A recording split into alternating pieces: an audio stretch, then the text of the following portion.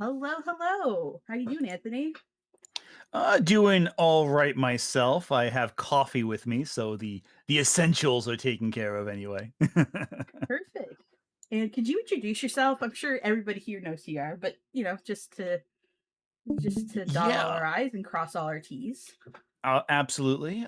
For those who don't know who I am, my name is Anthony Gramuglia. I am a video essayist, writer. I guess I can call myself a YouTuber now. A young father, decent New Jerseyan, and I was like a level 3 New Jersey guy. Like, there's tiers in New Jersey. Like, you have to be like. I think Yeah, once you get to level 5, they like bring you into the Soprano fan club and tell you how to say gabagool correctly. But you know what are you gonna do? Um, perfect, perfect, but otherwise, just a person on the internet who apparently attracts attention, I suppose. perfect. Uh, Now you and I have been friends for oh, we're getting close. We're getting up on 2 years now, I think. God, yeah, that's when we first were talking and chatting and hanging out, and we went to that convention together, and you happened to have summoned a bunch of demons into the world, made to kill them all. It was a Yeah, fun time. It was fun. yeah, It was a fun weekend. that absolutely happened. That totally happened. Um, What are you talking about? It totally happened. but early on, I've done it a couple times where I've actually made videos criticizing one of your videos. Hmm. Oh yeah, no, I Um, didn't take any of it personally. Don't worry. no, of course, well, of course not, because I didn't make it personal, you know. Hmm. And I think that it's fair to say that over the years, you've been a YouTuber for about like 2.5, 3 years now. I would say, right? Just Something like two. that. We Just actually two. the first upload was on New Year's Eve, 2024. Per. Oh, okay, okay, yeah, yeah. So you Yeah, just started like shortly before like we started talking. exactly. Actually, no, scratch it. It was the day before New Year's Eve. It was the Right. 30th of December. But still, point remains. Yeah, pretty much before we started talking, we actually started YouTube around the same point, actually, which is pretty Yeah. wild to think about. Um, that being said, I would say that even though like I've made things criticizing you before, we're still good friends, and Hmm. I think that I can speak to you honestly about controversial things without it getting nasty. Oh, You know. 100%. I totally trust you to completely tear me to shreds publicly in front of your entire channel while smiling as you do so. Oh, 100%, 100%. And I will also say this too, because before starting YouTube, I did have a bit of a background on Mhm. in media creation, and I think that background definitely brought with me its own. But I kind of carried controversy into my YouTube career. Oh, we got super chat already. Wow. Yeah. So on that note, um, we will be answering super chat if you folks have any additional questions to ask. I can't promise we'll get to questions that aren't super chatted because it's chat moves quickly on videos like this when we're talking about such a hot button issue. So if you really want us to answer a question that hasn't been left under the video, or if you notice that we skipped something, or we might have missed something, you can go ahead and send us a super chat. We'll get to it as the next question as they come up. Yes, and I should also Um, clarify before we answer this super chat or any more questions, I should clarify that any answers I give will be based on memory. There is mhm. always the chance I might be misremembering something. So if I am, be sure to hold me accountable for that. Yeah, Because I'm not, yeah. if you want to send me, if you're in my Discord or if you have me on Discord and you want to send me, or if you're in Anthony's server, I assume he'd be fine with it too. If you want to Mhm. send us in, like, here, hey, actually, you got this wrong.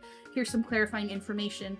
You can send it in. I'll try to keep an eye on my Discord tab and I'll bring it up and we'll address it here on the stream.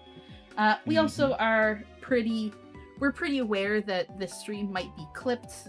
I think we intend to in the future make clips of it ourselves. So if that happens, we're aware of it. I don't feel guilty about it.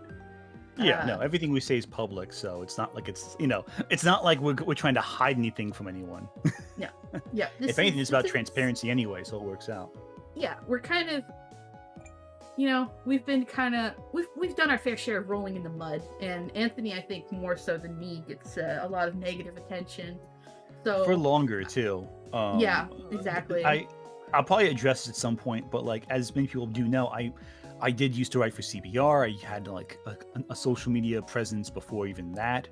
I've been writing professionally since like 2016 now that I think about it. So in some capacity, I've had a public persona that's like, and Hmm. even then, like before that, I've probably yelled at people online for like even longer. So it it leaves a ripple effect in terms of what people say or think about me. So that's a factor, I think, in Oh, everything. somebody just asked a question. Let's answer this question as a warm up. Favorite Hmm. anime, both of you can answer. Evangelion. Evangelion, me too. Yeah, that's how There we we go! met. Oh That's my how god! we met. That was our first video together. Was on your channel. You were talking about Evangelion. I gotta do Good that Ava times. video. It's the 30th anniversary this year, and I gotta do something Yeah, with we it. gotta do something. Yeah, yeah. I don't I know if we gotta do have an to Ava do video, and I gotta do game a new Pokemon exact. video at some point because it's the 30th anniversary. It's the 30th and 35th anniversary, so we gotta do something with that. Yeah. Wait, no, it's 30th both. Sonic is 35th. Okay. Crap, that's like 3 points of autism all at once. This is dangerous for me. Yeah. We'll manage it. On that figure it note, out. I think it's time. We got another That- super chat as well too. I think it was worth addressing before that. The Oplox video on size, racism, and boy oh boy, the rabbit hole goes deep. Sorry if you two have to go through that. Sai is such an asshole. I haven't seen the video. I but think we'll I pro- have. I'm not sure. I'm not sure because I'm not sure if it's the thing I'm thinking of. I saw one video about because when the I whole saw thing the with Psy, thumbnail. yeah, when the whole thing with Psy came out, I watched a few videos and I was like, I can't. I'm done. Like it got exhausting very quickly for me to like regurgitate things that had already been going on. So I was like, I can't. I can't anymore with that. Anthony, does Bruno Mars is gay? Does Bruno Mars is gay? Mhm. It's the question. What was the freaking article? The whole thing. Oh God. What was the whole thing? I can do we the also whole... got nylon gynecologist Evangeliton. I love that. You just remind. I have to see my gynecologist next week. I'm not looking forward to that. Anyway, Oh my God. But why Krim, did have you remind considered? me of that? But does Bruno Mars is gay is the most discussed today and in the Mhm. media in the few years ago, even as happened in 2012. Though some of the public still curious what has happened, it's mysterious and to be the reason if there's a rumor comes out about his gay. Does Bruno Mars is gay? The rumor come out. Thank I'm you for kidding, the I'm super done. chat, Nick Wolf. You guys should do a video of the rebuild movies. Actually, funnily enough, my next Mhm. video, I'm going to be talking about Evangelion a lot. I've spoken to Anthony a little bit about what I'm working on, and he Mhm. seems pretty. I'm excited he's to see looking it. forward to it. Yeah, I'm being insane in my script, so I hope you guys all like it. Anyway, let's get If you on need to me the to read any questions, quotes, shall though, we? Crib, let me know. I can always, read something for you. I might get you to do that. Glorious, And then- glorious. Yeah, let's get to the questions because we're only here for 3 hours because Anthony has to do the whole dad thing tonight. So Yeah, we I only have know. him Being for a 3 father, precious accountability. hours. Oh, it's terrible. It's actually the best gift in the world. I love every second of it. But that being said, it does get in the way of streams. All right. So first question, and this is the big one. So we're going right into it.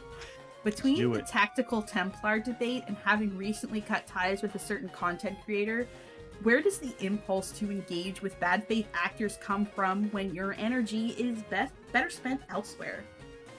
Oh, that's a good question, actually. And it's kind of hard to answer that in one form. I have always been of the approach that there is a benefit to arguing and fighting and debating in the Mhm. sense that if you can deconstruct a toxic idea, it benefits those around you because it gives them the tools to deconstruct the idea either when confronted with it or in their own brains, in their own minds. So one thing with a lot of reactions that I do is my intention is to deconstruct and dismantle toxic Mhm. beliefs, toxic arguments for the benefit of those around. Mhm. I've always been told that you don't argue with someone to convince the other person that you're right. You argue to convince anyone listening that you're right. Yeah. Now, the problem there becomes who do you choose to spend your precious time on Earth arguing with? Some of those debates are better done. It's a better use of time than others. I think The problem I think with me was I had very good luck with my first major debate on the channel, that being with Manga Common. I know Goddamn It Malcolm was also a debate on the channel, but I think the Manga Common one was more successful. Mhm. And that was because both myself and Manga came to that debate with the intention of like talking and like Mhm. actually listening to what the other person said. And I think the problem there is that gave me false expectations for how more debates like that would go. Because I got confident, like, oh no, if they agree to it, that means they must want to actually engage in good faith. And that gave me like such a bad, Yeah. again, with Tactical Templar, it's like, oh God, this guy it was a waste of time. The moment I was done with it, I'm like, that nothing was accomplished with this whole discussion. There was no value added. No one listening who didn't already think he was a moron Mhm. would walk away thinking differently.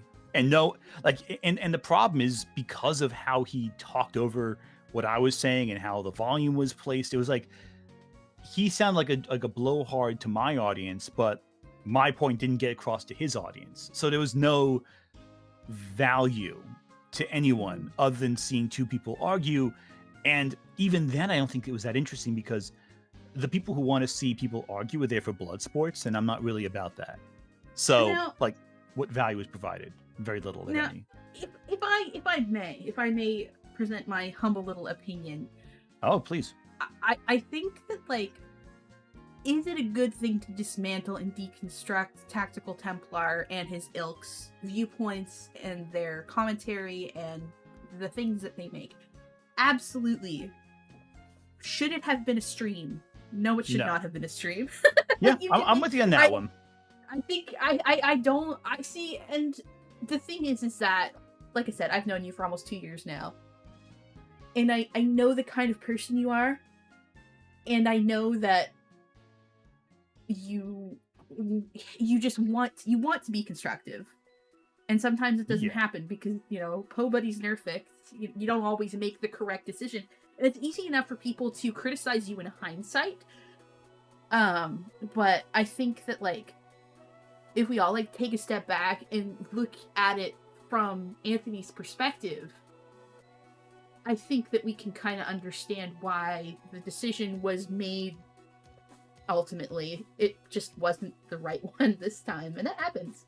That's how No, life yeah. works. Yeah, with anything, you make choices that ultimately will blow up in your face. And you're like, okay, well, we just won't do that again.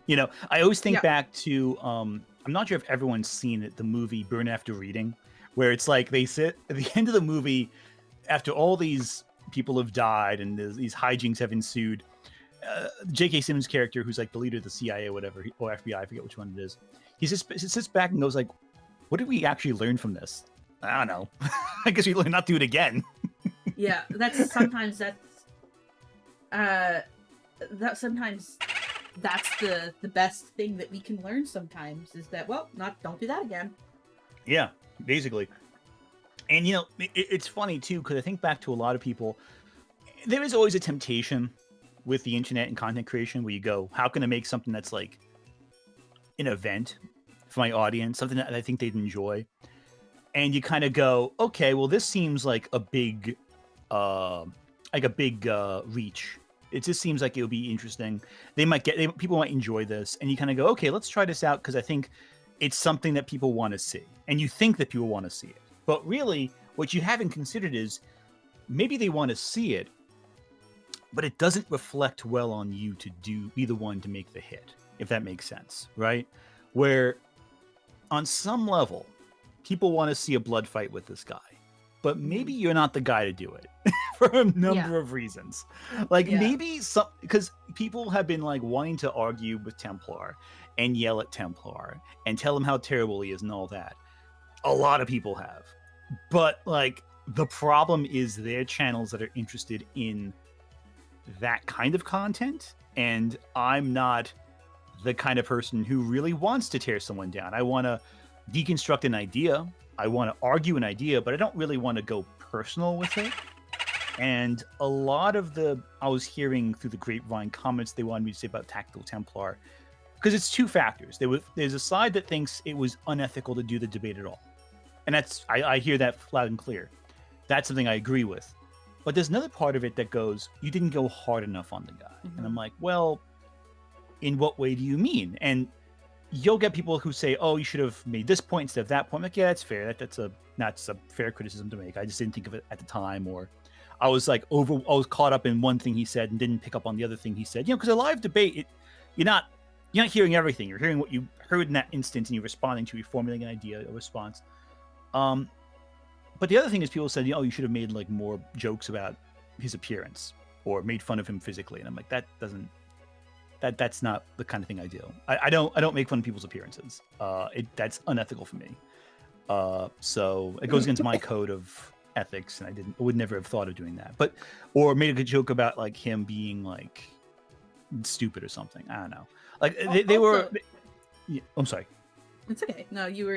Yeah, I didn't mean to interrupt you. I thought you were done. No. I was just gonna say one quick thing, then I'll wrap that thought up. I was just gonna say, like, you make a video with an audience in mind, but then you realize your audience wanted, or rather, the audience who was interested in this topic, either A, doesn't that's with your own, or B, wanted something way more venomous than you were willing to provide, and so it's like a lose-lose. No matter what you do, you still lost. You didn't get what you wanted either way. So what's the point? Yeah. And I think another thing to keep in mind is like, folks, be so for real. Unethical is a fascinating adjective to use in this example, because like, we are on YouTube. Take a second. Let's really think about this.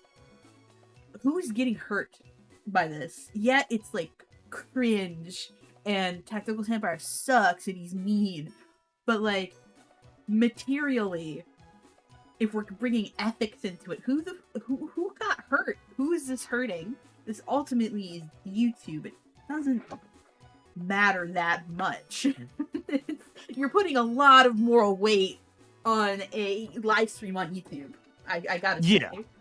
Oh yeah, and like it's not like we're doing like a Nick Fuentes here on YouTube. Tactical Templar has done a very good job making himself look ridiculous all on his own. Platforming him is not going to spread his dumb ideas further, because he is simply like, too incompetent at relaying them. This isn't like some guy that had like 1,000 subscribers and you suddenly made him a YouTube superstar that is now like grooming a young audience into being fascist. Like that didn't happen either. Materially, the most harm that was done is the psychic damage of everybody who chose to watch that stream and yourself. Moreover, Fury Notes says, turned out it wasn't a blood fight, he softened. And what I want to say is that this is kind of the way that I look at things. When somebody goes low, you absolutely can meet them where they're at. But you can also just hold to your own morals, and at the end of the day, they're gonna be the one walking away with shit all over their face. And you can be confident that you didn't sink to their level. You never became a cruel, mean person that just said things with the intention to hurt the other person. And I don't think Anthony's ever done that. He's never been intentionally hurtful, and as much as people can criticize him, he can take that all the way to the fucking bank. That's fair. I mean, there have been times I've been like a little more harsh than I'd like, and even then I feel like shitty about it. Like that's like, even this will come up later, I'm sure, but like there even comments in like the Lily Orchard responses that even I feel like were a little like meaner than I probably intend to. Yeah, I'm with you there. I have said some things about Lily Orchard that it's like, man, fuck her, but like I didn't need to go there. Yeah, like the point was already made. Like it was like I made the point already. You didn't have to go the extra. I mean, is it fun in the moment? Certainly. It's very satisfying in the moment, and maybe she does deserve to have someone tell her to, insult her to her face. But like, there's a certain point where like, did this actually add anything to the discussion, or was it just superfluous? And it feels superfluous. Shall we move on to the next question? Yeah. There's been a few super chats you got. So I'm not sure if you want to address those. We did address Fury Notes. And learned not to talk to Temp on stream again for sure. We've kind of addressed that already. Yeah, definitely. strongly disagree with the Templar debate. I think we've fully addressed that as well. That's not really a question. Yeah, I think that's it there. I think. Yeah, we I don't caught think up. there's anything else. Cool, awesome, excellent. All right, next question. This isn't really a controversial one, but I've been told to ask you about being a dad. How's that going for you? Oh, it's amazing. It's funny. My son's starting to make sounds now that like almost sound like words. So he'll be making like basic mouth noises, like, almost like an M sound, almost like a D sound, almost like a P sound. And he's starting to like do the little babbly thing that babies do at a certain age, where he's like, oh, good. I think, oh, really? Well, tell me more. What else you guys say about that? And like, oh, and he'll it's like he's conversing with you. Like he thinks that you understand what he's saying, and that when you respond, he can continue. And it's the beginnings, though. It's very good for babies. It's incredible. It's such a like great sign. You can see the intelligence behind a baby's eyes when you like, because like everyone says, oh, babies are dumb. But like you can see them like piecing these separate pieces together in their brain, and it's like you can see them figuring things out in real time. Like I was playing around with my son a little bit before, and I was trying to teach him how to give him like a high five, like a very simple little thing where I'm like, oh, here. And I would take his hand and gently guide it to my hand for like a high five sound. I demonstrate what a clap was, and I tried doing it with him. And he would start to like swing his hands, but it was like a closed fist, because he wasn't figuring out that the fingers have to be open for that sound to come out. And then like you'd see him like open his hand, close his hand, open his hand, close his hand. And like he would be figuring it out in real time. It was incredible to watch because it was like such a small little thing. That also said, if you're a neat freak, don't get a baby, because they spit up all over everything. There was a video I filmed that has since come out where I did not realize, and because my back is turned from the camera, you can't see it, and it didn't show up on filming. There is spit up all down my back, and I didn't know until after I finished filming. And thankfully, I never showed it on camera, so it was never visible. But like, I'm looking at it going like, was that there the whole time? I just didn't notice. It absolutely was. It's great. It's beautiful. Being a father is amazing. There are also a lot of gross things about it that you just don't think about until like you're in the middle of like rocking your child at 3 a.m. and all of a sudden, all of you back. Oh, shoulders or hands or face. Next question? Yeah, let's do it.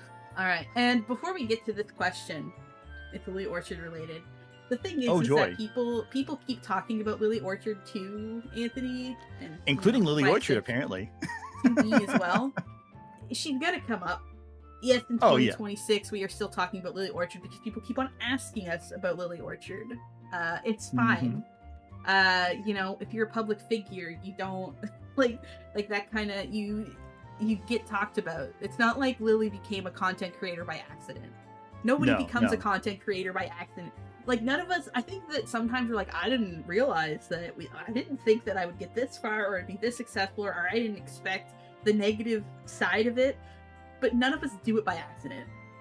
No, it's very deliberate. You have to take specific steps for that to happen. Exactly. Like, and you're aware the whole way. So, like, yes, people get pushback all the time, and including Lily, including Anthony. It's just I find it funny. I just find it funny Lily's still talking about me specifically, because I made like a couple videos on her and then like kind of stopped talking about her for a very long time. But I kind of expected that. She's famous for holding grudges for like decades. Yeah. But the question is, does he have any regrets or lingering sentiments about covering Lily Orchard to the extent that he did?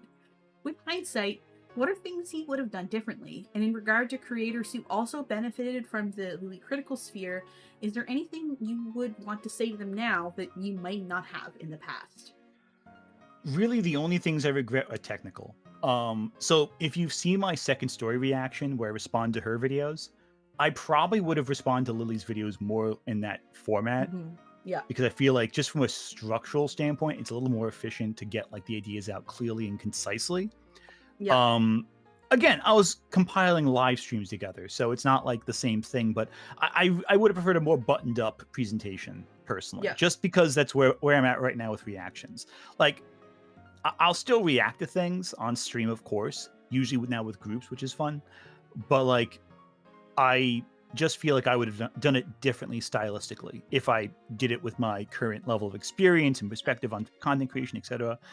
There's a few things I regret or would do differently, but most of them, it's like, well, what does it really change about what I put out there? You know, Yeah. I don't regret responding to her threats of plagiarism. I don't regret responding to her copyright strikes. I don't regret how I respond to them. Also, I do feel like I got closer than anyone else on this platform has to actually getting her channel removed from the platform, and I have no regrets about that. Except, of course, it didn't work. You know, that's the only regret. I don't regret meeting you in the process at all. Yeah. Psy is a different discussion, but we'll get to That's Psy, gonna I'm be sure, our next later. question. That's we'll save Psy for later. Yeah.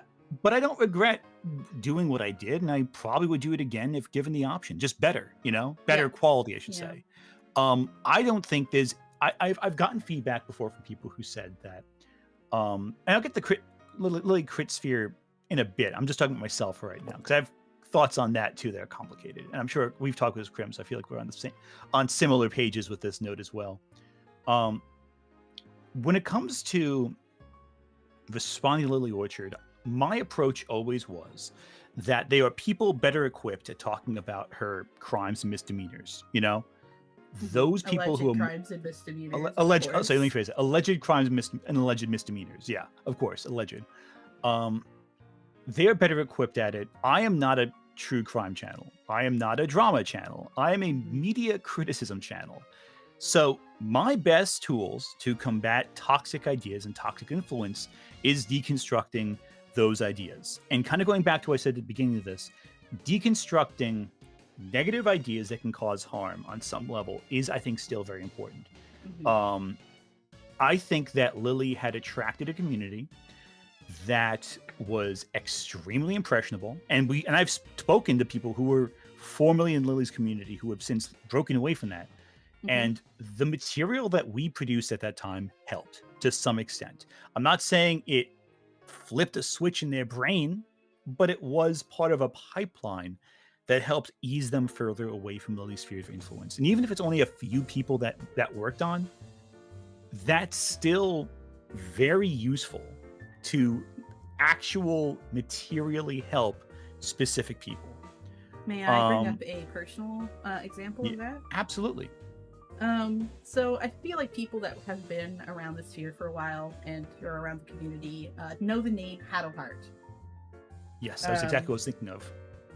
Haddle Heart was in Lily's server, and when content was made about her, at first she resisted, but eventually she's like, no, there's no excusing this. And she was in Psy's community for a little while, but she ended up leaving because of because it's not a very great community to hang out in. And I ended up reaching out to her over social media because it's like, well, it feels like you went from one community to another and both really suck. Do you want to hang out in my server? And I invited her to my server, and she's quite active in there. I talk to her all the time. I don't know if we're friendly. I don't know if we're not besties or anything, but I think, polite acquaintances. I see her around. She seems comfortable talking in there. I'm glad to have her. And I know that she's not the only one like that. Exactly. Yeah. And we've got some love you Haddos in the chat. So Haddo Heart, if you're listening, we're really happy to have you, and I'm glad you managed to get away from that and you got away from the toxicity. And what crappy luck Haddo has for dealing with not just Lily but also KP. You know what I mean? I'm not sure what experience is worse, but that's I guess that's subjective and personal. But I feel like that. I remember when I did my stream on both KP and Courtney and Lyle Convoy a while back. I asked Haddo personally if I could tell her story a little bit, and she was like, "Yeah, that's cool." and she felt very grateful about it. From in our messages, that's the impression I got anyway. That like someone wanted to talk about it. I'm like, no, this is important stuff. Like I do this stuff mainly because it's fun to talk about media, but also because I know that it can help people. You know, there's some benefit to it. There's a value to it. So you know, and it's her experiences. She compiled everything, so it's not like it was I didn't make anything. I just read something that she sent me. So it's like, you know, it's all on her. Fantastic, and no, just good all around. And Hato is just one of many people who I feel like this wave of content helped on some level. So I don't have any regrets about what I did if it meant getting even like a dozen people out from Lily's thumb, you know? Got a super chat. Don't worry, Kim, I'm sure you get pushback from random jerks too, if not already. The both you and Anne are doing right thing by helping others. Yeah, I think ultimately, like, for every 100 mean comments that I get, it's people like Hato that make it worth it. I'd say for every 1,000 positive comments, you get one negative. I think that's like a trend. But I guess what I mean, like, if I got 1,000 hate comments and then I ended up, you know, knowing Hato and being able to be one of the people to help get her connected to a more positive community, I think it would have been worth it. Even if it's just one person. Agreed. It feels better, and that's I every time that I feel the doubts, because I think both you and I tend to ruminate a lot about them. You just gotta focus on very those kind of people. We are very self-critical. We've had some conversations. Yeah, we're both. I don't know if you know this about Krim or myself. We are both extremely self-critical people. There's nothing you can ever say to me that is more harsh than what I tell myself on a regular basis. It's impossible. Like I've gotten some, and we might discuss this later. We go to dark very explicit messages from people. Yeah. None of them are as harsh as what I tell myself. So get in line. And pick a number. We've talked about some of the darker things with each other too. So it's like trust me, y'all. Like it's kind of we're playing on easy mode. It does suck to get get a lot of them, but at the end of the day, like it's nothing new. Yeah, no. But to the second part of that question, the question about what was the question about the Lily Crit community? What was that whole thing? Regards to creators who also benefited from the Lily critical sphere, is there anything you would want to say to them now that you may not have in the past? Well, the question is who are we referring to? Because that could encompass a lot of different people. The idea of a Lily Crit community is complete nonsense. They are smaller communities that are interested in Lily, but there is no singular unifying community all about hunting down Lily Orchard and holding her accountable, because it just simply doesn't exist. You have a few big name blogs, a few YouTube channels, and all of them have their own communities that kind of sometimes work together, but not always. And some of those creators are friendly and some of them can't stand each other. For example, there was an interaction I had a while back with a user named, was it Peaches or Patchwork? I forget their name. Patchwork, I think it might have been. Patchwork, there we go, yeah. Who apparently had experiences with Lily that were very bad. I had never heard of this person before. I never interacted with them. I didn't know who they were. And there was a whole bunch of people on Tumblr who were like, I can't believe you just insulted Patchwork. I'm like, who? Like, I had no idea who this person was. Like, technically, Jar, Just a Robot, technically counts as a Lily critical YouTuber, because he made one video about it, if we're using the logic there. And, you know, call me crazy, but I don't think Jar and I have anything in common beyond the fact we make YouTube videos. But technically speaking, as Lily perceives it too, we're basically the same person. We're basically BFFs. We basically hang out on the weekends, apparently. Yep. So it's like, I think a lot of it is that, like, it's one thing to criticize somebody, especially if they're a public figure like Lily is. Like, make no mistake about it. Lily is not just some random person on the internet that got innocently targeted by a bunch of people. Even setting her allegations aside, she's a public figure. She is an influencer. She might kind of be a failed influencer at this point, but that's what she is. So holding her accountable, there's nothing wrong with that. And Mhm. if it becomes your whole personality, I think that says a lot more about you than it does with about Lily or your relationship with Lily. Because like I answered this. I talked about this on my Tumblr a little while ago. It's one thing if it's like, hey, here's this guy that talks about anime and Star Wars and comic books. Oh, he made a video about this guy, or this girl, or this person. Let's watch it, because, you know, like, maybe it's something serious that I should be listening to. Versus you click on a YouTube channel, and every video that they've ever posted is like a 3-hour live stream dedicated to how much they dislike this one person. That Exactly. person is crazy, and I don't want to watch their videos. Yeah, But it's funny. I was talking to another creator. I guess I'll just name who it is because it's a very public creator. Um, I was talking to that creepy reading a while back because mhm. he and I did a stream together a while back, and we were talking, and he's like, "Oh, I really like your channel. I noticed you covered Lily Orchard," and he started talking about his experiences with channels that were completely obsessed with one specific person in particular. I think in this case it was DS Dark Side Dark DSP Side Phil? community. Yeah, Dark Yeah. Side Phil. Yeah, I wasn't sure if that was what the DSP stood for a second in my head. Like, wait, am I mistaking it? Like, I know it No, was spelled funny, and that's like, absolutely what it is, yeah.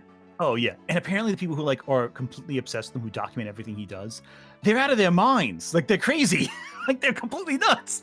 Mhm. And like, It and they were like, sucks, but oh yeah, Dark Side feels terrible, but like, if you the types of people, and I want to make a video about this eventually at some point, the types of people who obsess over one particular content creator that intensely where it becomes your personality, there's something wrong there before they made videos. Like, mhm. there's the whole joke about like the Sonichu medallion that passes from person to person, and everyone who buys it has misfortune fall upon them.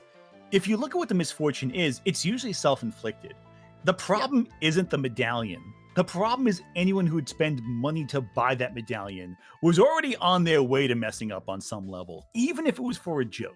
You know, like there's something in your brain that's not that's the wires are crossed somewhere where you're gonna fall at some point because you're just not a kind of person who can make good decisions, I guess, to some degree. And you know what? Ultimately speaking, every person to some degree, if you're following everything they do, will one day trip up and one day screw up.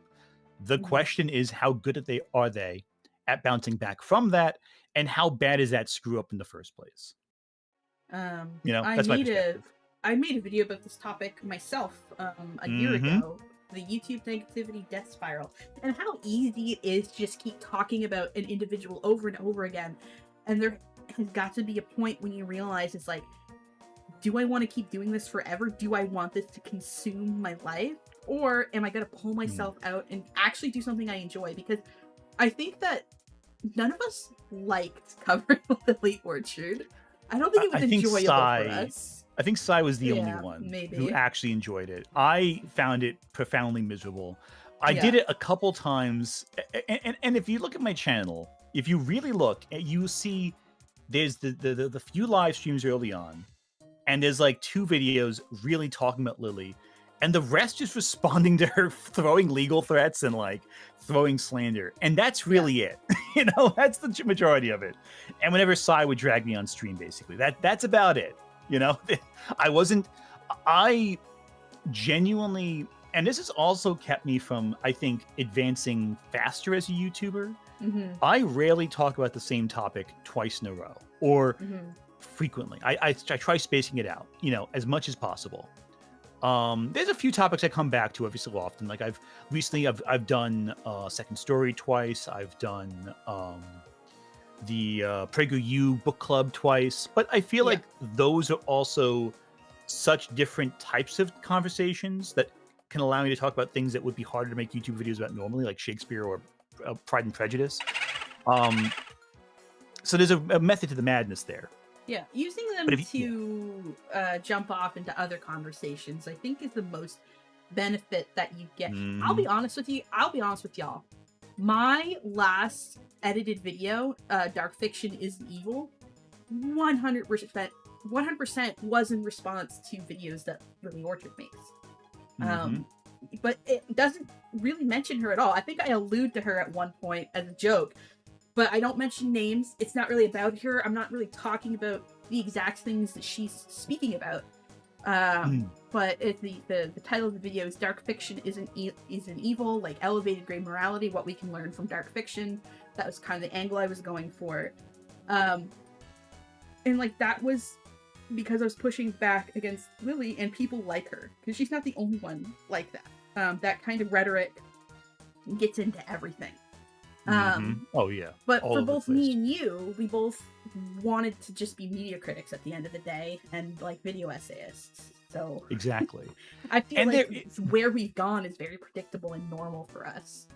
oh, 100%. And you know, I was talking to another creator recently who put out a video about like reactionaries. Mhm. I can tell you, everyone who does it, once they make a video, if they're like video essayists first and responding to second, shit gets soul draining. Like you need to Does, like yeah. take like a long bath or like get a nice herbal tea afterwards, because it can like really wear you down. Like, because you're subjecting yourself to someone who is toxic, someone who does not care as much as you do about the given topic at hand, and you do it enough, you do it long enough, and you just feel crappy about it, you know? Like, it really sucks. I mean, it's rewarding if you center something you're passionate about as the core thing, but like it really does suck lingering in the negativity of another person. But it's interesting to watch. So we suffer for our art, I guess. Yeah, I mean, like, I've been, I think it's, you don't want to let the hate consume you, but I've been, like, a certified hater of, like, many people before. It's just, like, this was, Same. this was the first time that it got me any sort of, like, notoriety. Usually I'm just screaming into the void, you know? That's fair. And it's fun to hate on things sometimes.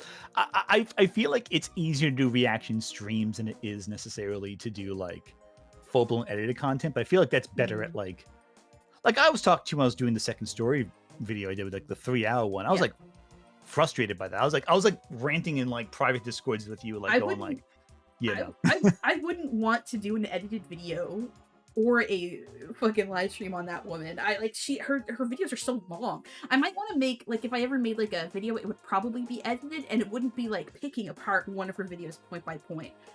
exactly. I think it also depends on your skill level, because I feel like there are a group of people that think, oh, you're just a streamer, you make it easy, but like it's not easy. The fact that you think it's easy speaks more to our ability to perform live than it does to the ease of performing live. Like, for folks of you that have been around my channel a lot, I do call-in shows where I bring guests onto stream, and I can guarantee that any of those guests that I've had that aren't streamers themselves can be like, yeah, it's not that easy.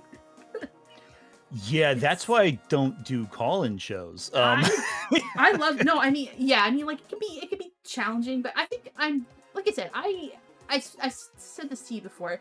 I kind of approach YouTube like streaming anyway, like a classroom. And whenever I take a call in, it's like I'm like answering somebody's hand and letting them come up and speak in front of the classroom. And I think that's how you have to handle it. You kind of have to be good at steering people into a conversation, which is a whole other challenge. Oh yeah, no, 100%. That's the tricky part. And it's tough with group streams, even with like experienced streamers and YouTubers. It can be a little tough, like trying to keep everyone focused, because everyone on a stream, at least I find, are so interesting and so compelling. Yeah. And you're like, okay, everyone, we have a topic to engage in. Let's make sure it's entertaining for the audience, but also I want to hear what you have to say. But also, this is a good tangent. Let's keep going with this. But also, we have a topic we have to cover. Also, we have a limited amount of time. So it's like, if you haven't streamed regularly, it is difficult. I've worked like in corporate America for several years. I still do. And I'd say that streaming can sometimes be harder than a day job. I would say YouTube's harder than my day job in a lot of ways. I would say that it depends. I mean, like, I've been on the workforce since I was like 19, 20, on and off. I've had really shitty jobs. I've had really amazing jobs. And while I would say that YouTube is easier in some ways, I care about it and I love it a lot more because, like, I'm working for myself. Like, I Hmm. get to make the decisions, so that will always be a positive. I think it requires more self-discipline. I think Yes. is the difficulty there. You have to really be a self-starter. You have to really be committed. There's a reason that my channel has not grown as fast as Anthony's, and it's because I cannot keep up with that level of output. Like, you're crazy, dude. Thank you. Yeah, um no, it is crazy. Like even like today, I was editing like a video. Unfortunately, I'm a little behind what I wanted to get done today, but like mhm. relatively speaking, it's still pretty far along. Um, Anyway, we but should yeah. probably keep Oh, going next because question. of the Yeah, time sorry. thing. Yeah, But that's true. address some super chats. Hmm. Um Self-awareness is the ultimate double-edged sword. It sure is. Thank you for the super chat, Nick. Um Honestly, when I intend to talk with Ant, I want to challenge both Ant and myself. That should be how you tackle every discussion No, and I slash agree. debate. No, and it's a good thing to challenge me too. Like I don't want to come across as someone who can't be questioned or challenged. Um, I've gotten some comments from people saying I sound like arrogant and don't believe I'm always right. I don't know where that comes from because It's the tism, my dude. You it's the have like tism, I an guess. affect. I like I had this It's some fair, a I guess.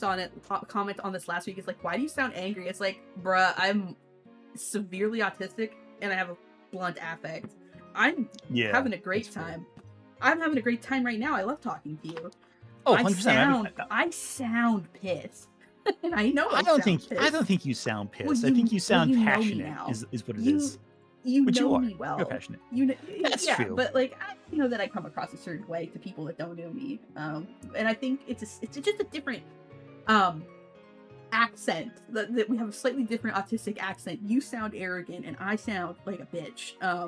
Combined with New Jersey, though, I sound like Yeah, either yeah. apparently I sound like either a snooty professor or like I'm going to bring you to my job at waste management, where I have a Yeah, McMansion despite working in waste management. yeah, yeah. Would you like to see the inner mechanisms that we use to operate our? Okay, I'll stop. I'll stop with the. There's gonna be another Soprano joke probably coming up soon. I know that's Oh, coming there up soon is. I've seen it. I've seen it. I know it's coming. because I got some Um good Soprano stories. I'll tell you that, like firsthand Soprano stories. But continue. all right.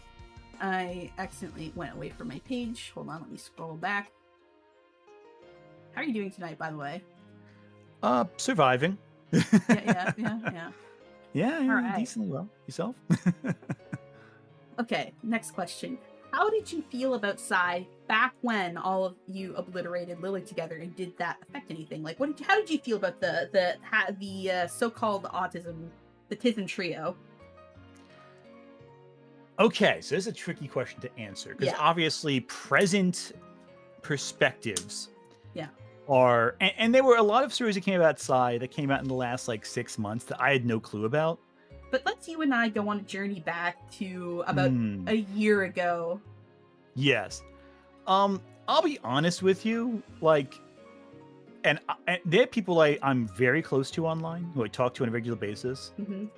Sai and I were friends, but not like I didn't know everything about her life. Like, Yeah, for example, Kyla. I know a ton about Kyla. We've been friends for ages. You know Kyla.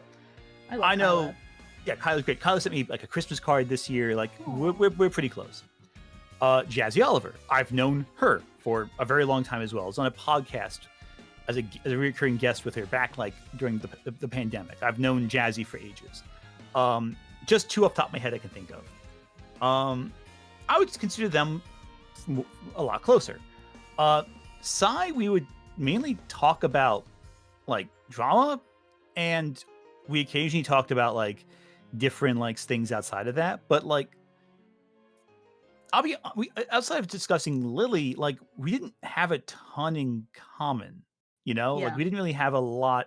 Like I'm not. I like Steven Universe quite a bit actually. I never really made like more than a couple offhand videos about it, but like we didn't have like the common media obsession in common. Like we weren't talking about like superhero stuff or comics. We weren't yeah. talking about like old school anime.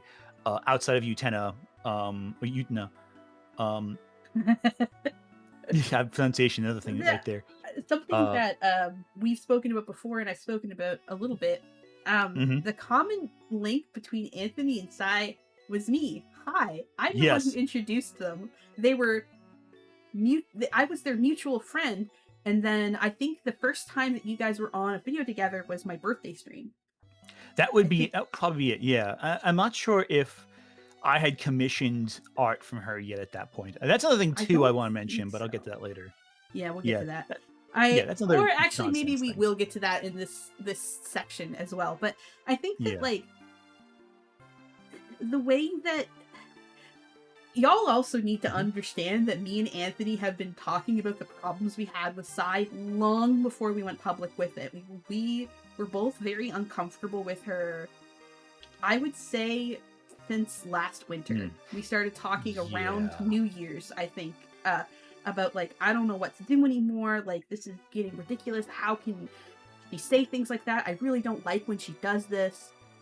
And she was Um, also being really rude to other friends of mine. and Like, mine as well. Yeah. and yeah, exactly, exactly. And I'm like kind of going like, and I would talk to her privately, like, hey, listen, Sai, this is kind of, I don't Me know, too. I doesn't sit well with me, this, that, and the other. And every time she's like, oh, don't worry about it, it's fine. Like, okay, but like, I don't feel comfortable about this. This makes me feel like you don't respect what I'm saying. And I would, and I again, I forget the exact language I use, but the gist of it was I was always trying to mediate between uh other people. I felt like I had to, and I'll tell you this also that I've mentioned on my Discord, but I haven't really mentioned publicly too much yet. And I won't mention specific names because I don't want anyone to be like caught in any unnecessary drama. I've received messages also around the same time from people who didn't want basically told me, I like you. I think you're really cool. What are you doing with Psy? you Hmm. know? And these aren't like just random people these are like fairly, it's not like, oh, Twitter was saying something. Like, no, these are like fairly sizable creators who are like saying, listen, who I've worked with before and since, and I still work with, because I think they're really cool. And they think I'm really cool, which is great. Um, but they were like, listen, Sai is going to hurt you in some way. She's going to do something stupid, and you're going to get caught up in it. And every time I was like, yeah, but like I don't want to be mean about it. I want to find like a decent solution that makes everyone feel good. And I was trying to mediate. I was trying to make. There's certain quotes that taken out of Hmm. context to me online, and the gist of it is I'm trying to like ease tensions to get everyone to understand where everyone's coming from, because I'm going in with the best intentions. I'm thinking, okay, her use of the R slur is ridiculous. I find it abhorrent. She's not. I've tried saying this multiple times to her. She's ignored me every time. I guess I can just tell her not to do it when she's streaming with me. And this video, again, a stream that we did do together, the Shadiversity stream, where I outright say, hey, don't use that language. I don't like it. I get uncomfortable at it. Somebody And said Jazzy called her out for being ambiphobic in a stream, and Sai got pithy and bitchy about it. I'm pretty sure that was my yes, stream, but that happened in yeah. in one of my streams. They were talking Also, in the chat. it was also the manga common debate. I remember that Oh, okay. distinctly. It was, Yeah. I think it was multiple places that happened, which I is and I tried mediating indirectly between Jazzy and Sai, and it went nowhere. I thought it went somewhere, and then it proved Sai was just, Jazzy was willing to like see eye to eye with Sai and try to, for even if just for my sake, mend some form of a bridge. And then Sai just kind of ignored everything we said and just kept doing what she was doing. I'm like, oh, that sounds about right. Okay, now and that now was like the big. Oh, sorry. can I ask you a question? Sure. Um, in the past, and I'm not talking about right now, but do Hmm. you think that growing up you would consider yourself to be a sensitive person? I would consider myself a sensitive person even now to an extent, but yeah. And because I think that you and I do something similar. We are so used to being the most sensitive person in the room that when we encounter someone like Sai, if we're able to put our personal feelings aside, we assume that their comments aren't hurting anybody else, because you look at yourself and you're like, I'm a big, sensitive, stupid baby that gets their feelings hurt too easily. But I can guard myself against this person. I can put my feelings aside. You get to a point where you're growing and you have more confidence, and you assume, and I think again part of this is the hashtag tism, you assume that that's everybody else's experience, that they could never get more hurt than you are by someone. And I think that has bitten me in the ass, and I think it's bitten you in the ass a little bit. To an extent, I'd say. I think for me, I'd phrase it a little differently, but very Yeah. similarly. I think I would you I would say take it. Sorry, go ahead. that's all good. I'll say real quickly. I think the big distinction is that when I am bothered by something, I assume that no one else is, Yep.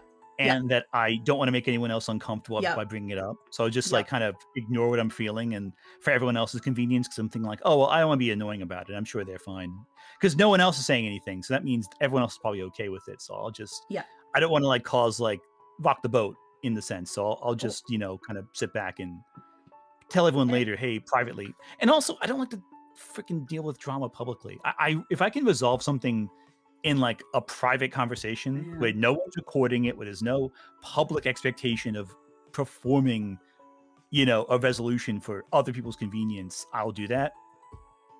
And that's what we all wanted, I think, at first. And that option was taken away from us. Yeah. And once that option was taken away from us, it's like, oh, you're just doing this performatively. It's like, we tried to do this quietly. For months.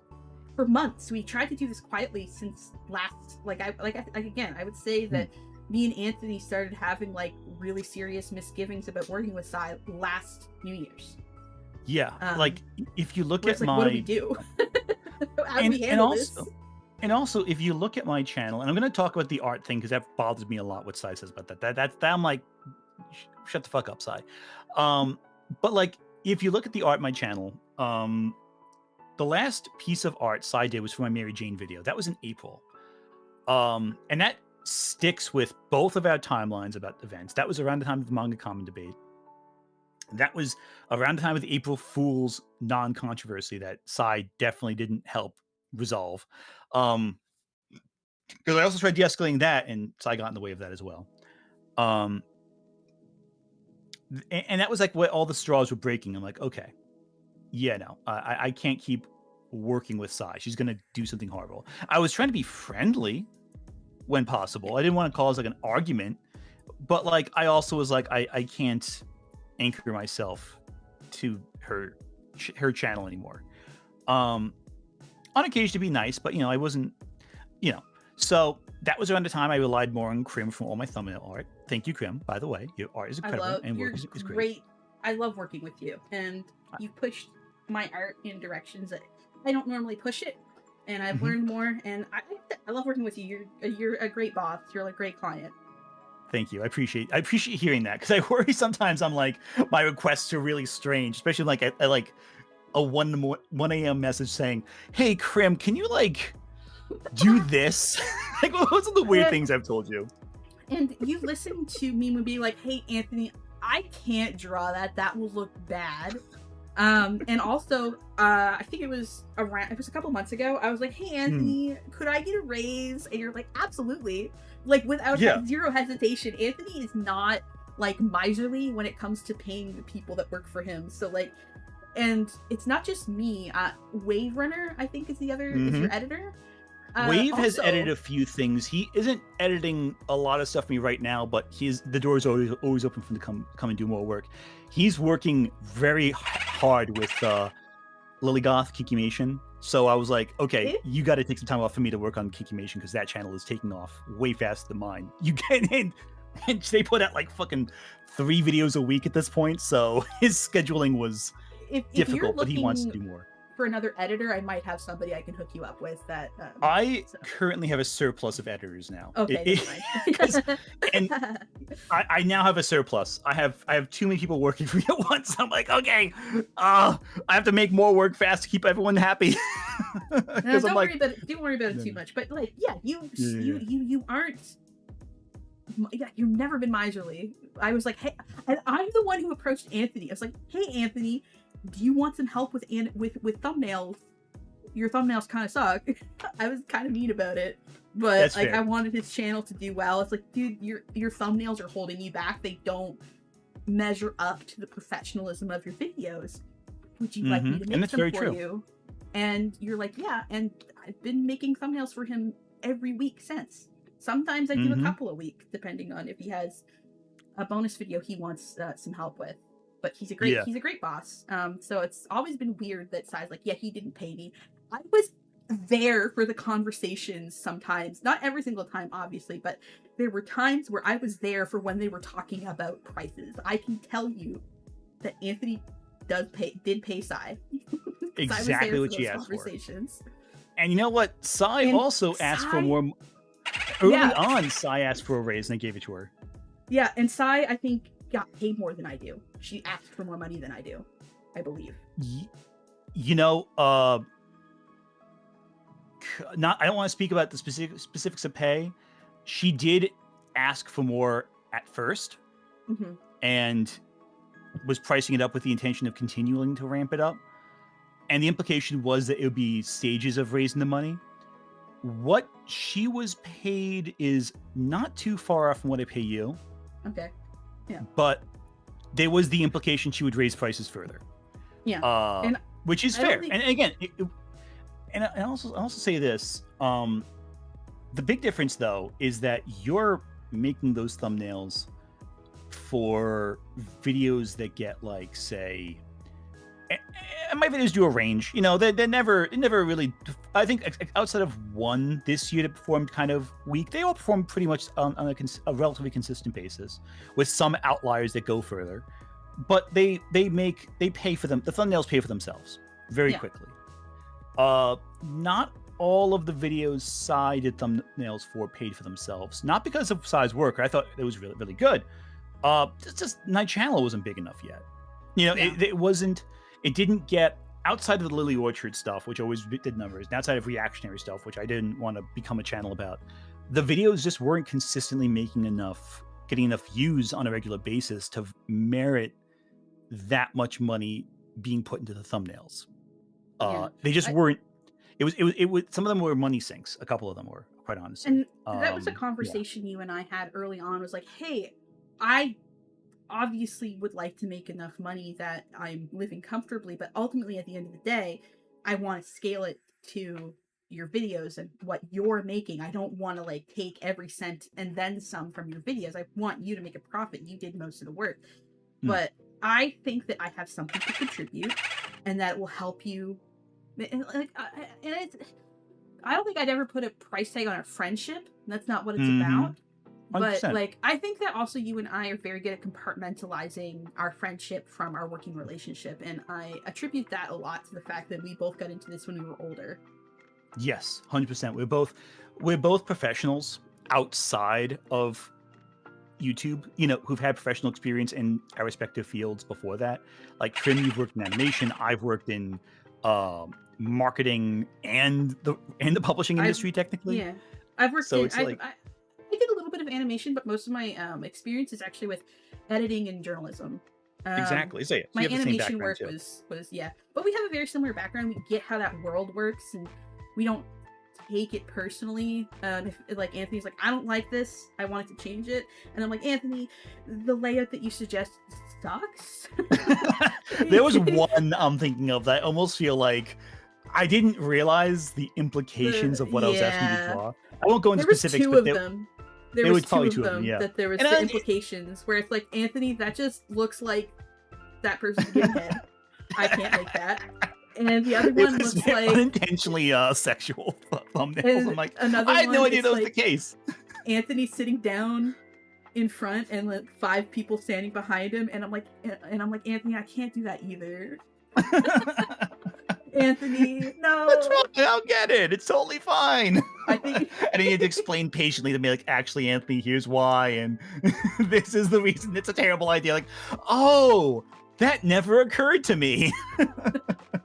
But no, it's like I said, it's been a great working relationship, I gotta say. No, agreed. Anyway, I'm gonna look at some super chats. If, Indeed. Right with you, because we've got quite a bit that's has a bunch piled up. Wow. Quickly. Yeah, I didn't know what the couch meme. So I'm seeing in chat people mentioned the couch meme. I had no idea what that was. So like for me, I'm like, oh yeah, it's just a normal, innocent image. And Crim's like, actually, Anthony, you may wanna reconsider. Maybe don't this time. I'll see you on the dark side of the Phil. Quote by God. Pink Floyd, I guess. Quick dumb question before I go for Ant. Since there's been a lot of Sopranos jokes today, what's your favorite episode? Mine's Pine Barrens or Second Coming. I was gonna say Pine Barrens. Pine Barrens the best one. In part because the Pine Barrens are such a. Okay, so Krim, how much do you know about the New Jersey Pine Barrens? Not a lot, but we also have Pine Barrens up here, so I'm familiar with that kind of geography. Okay, so the geography is one thing. The Pine Barrens in New Jersey are a place of, they're like the Appalachian Mountains, kind of in terms of like just weird stuff happens there.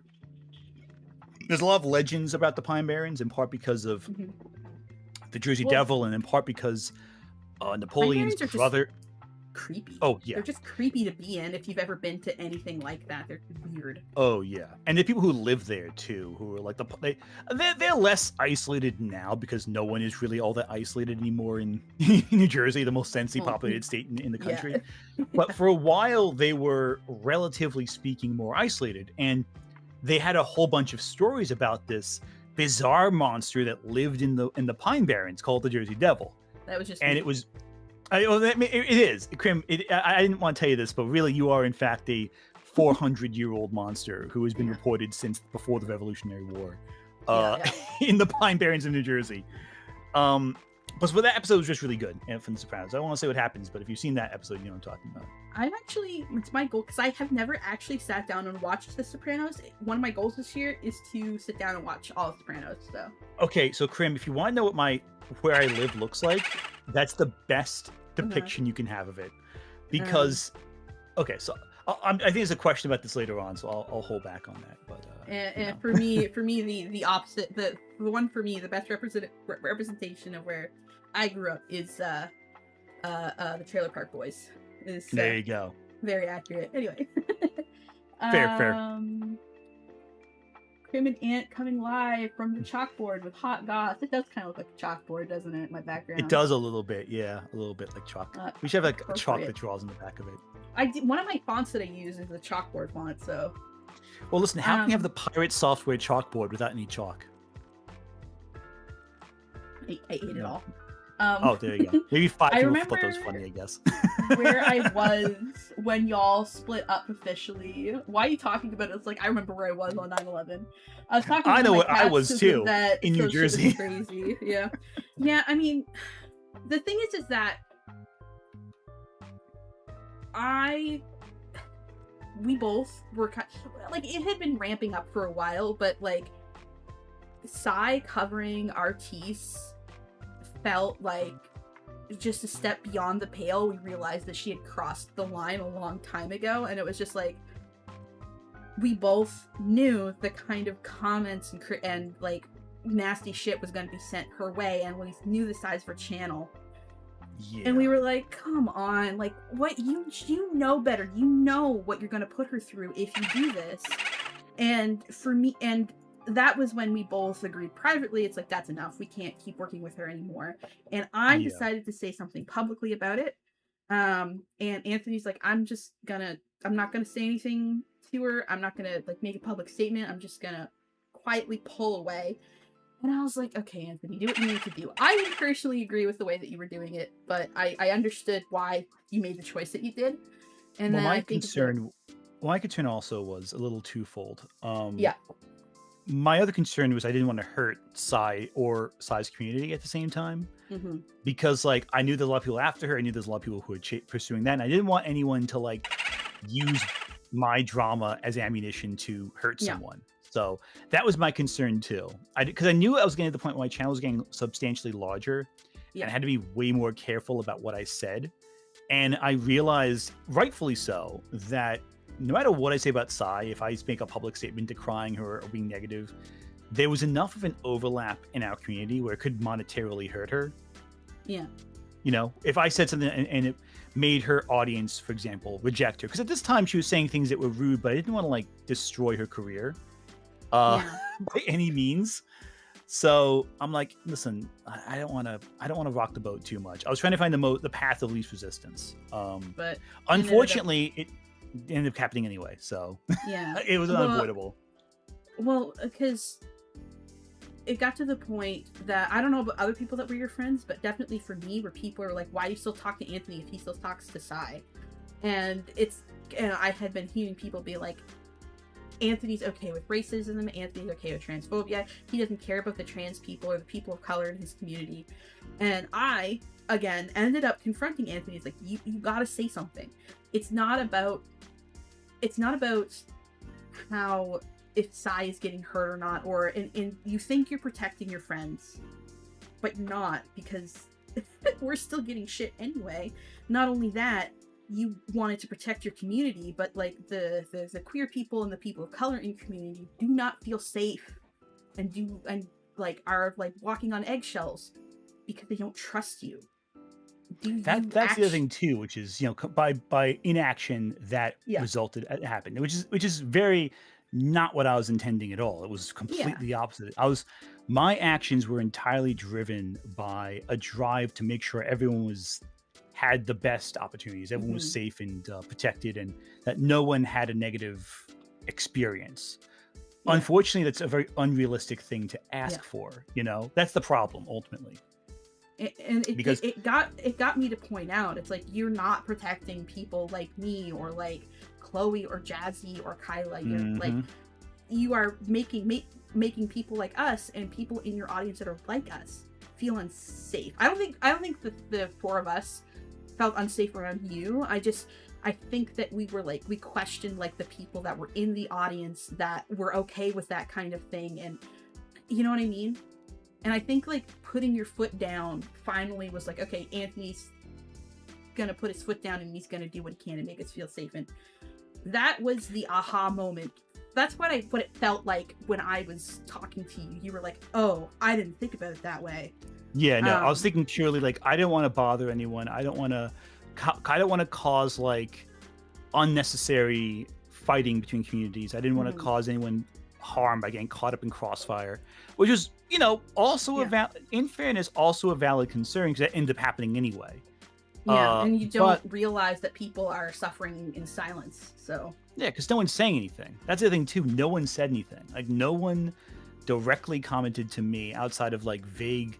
And again, like when your ideas, I don't want to cause an argument, and someone says to me, "Oh, you're associating with Sai." It's like, well, I don't want to even acknowledge this because I'm trying not to cause a scene. I'm trying not to cause a fight. I don't want to hurt anyone by saying something rude or saying something that could be seen as an attack, and that's starting a fight or starting a back and forth. And I wanted to try to keep some semblance of not peace, but I wanted to keep a sense of avoiding people getting hurt. I didn't want to be the person to start a giant internet fight. For better or worse, though, Sai did it all on her own anyway. So it was like completely. So everything I was doing was completely pointless. It ended up not mattering in the least. So which is depressing to say that. Yeah. I used to be one of Sai's top super chatters. I feel bad because not only did I tolerate way too much of her behavior, but I supported her financially. I think, Anthony, you said it best. The only thing you can learn from things like that is to not do it again. Yeah, you can only learn, and you know, Angel Gaming, you're in my chat a lot too. It's like, you know, you learn. You know, there's a lot of people who I've watched when I was young, you know, in the past, who turned out to be like douche nozzles, and you know, it sucks. It does, and I just hope I don't leave anyone feeling like that sense of betrayal with what I do. You know, that's the only thing I can control, and I think just acknowledging that's the first step to doing more good stuff, if that makes sense. That's a very lame way of phrasing it, but you get what I'm trying to say, hopefully. When asks, what's your favorite Pokemon? Gengar. Easily. Excellent choice. Gengar or Haunter, one of the two. My favorite is Totodile, a lovely little guy with a big old toothy mouth. I do love Totodile. Not my favorite water starter though. Have you been playing Legends ZA? I have a kid. I can't play. I've been able to play multiplayer games for like a singular round, and then when I start playing it, I get called out and have to leave the room, and the game's running on Steam in the background. So people think, "Oh wow, you're playing games for a while." Like, no, I'm not. I'm not even touching the keyboard. I'm in another room getting vomited on. if I may, what I Mhm. like about one of the things I like a lot of things about ZA, Mhm. is that it's very easy to put down and pick back up. So I think like Yeah. out of a lot of Pokemon, you might find that easier to play right now. Like I have my criticism of it. I might talk about it in the future actually, but it's good. Also, one of my partner Pokemon is an Alpha Clefable, and it's bigger than I am. It's my I love giant it. pink. It's a giant pink thing that is my friend. And Clefable was never really one of my favorites, but it being twice the size of my character, definitely makes it more enjoyable. I love I watching it love waddle Clefable. around. I love Clefable. I think Clefable's neat. I like Clefairy. I think it's a cool line of Pokemon. Also, Yeah, unpopular opinion, Miltank, pretty cool. I like Miltank's Miltank. pretty cute. Yeah. Miltank's great. I love having Miltank on my team, partially because it's like reclaiming trauma. Because Whitney in freaking Gold and Silver gave me such a Yep. hard time as a kid, and I'm like, no, I'm reclaiming that trauma.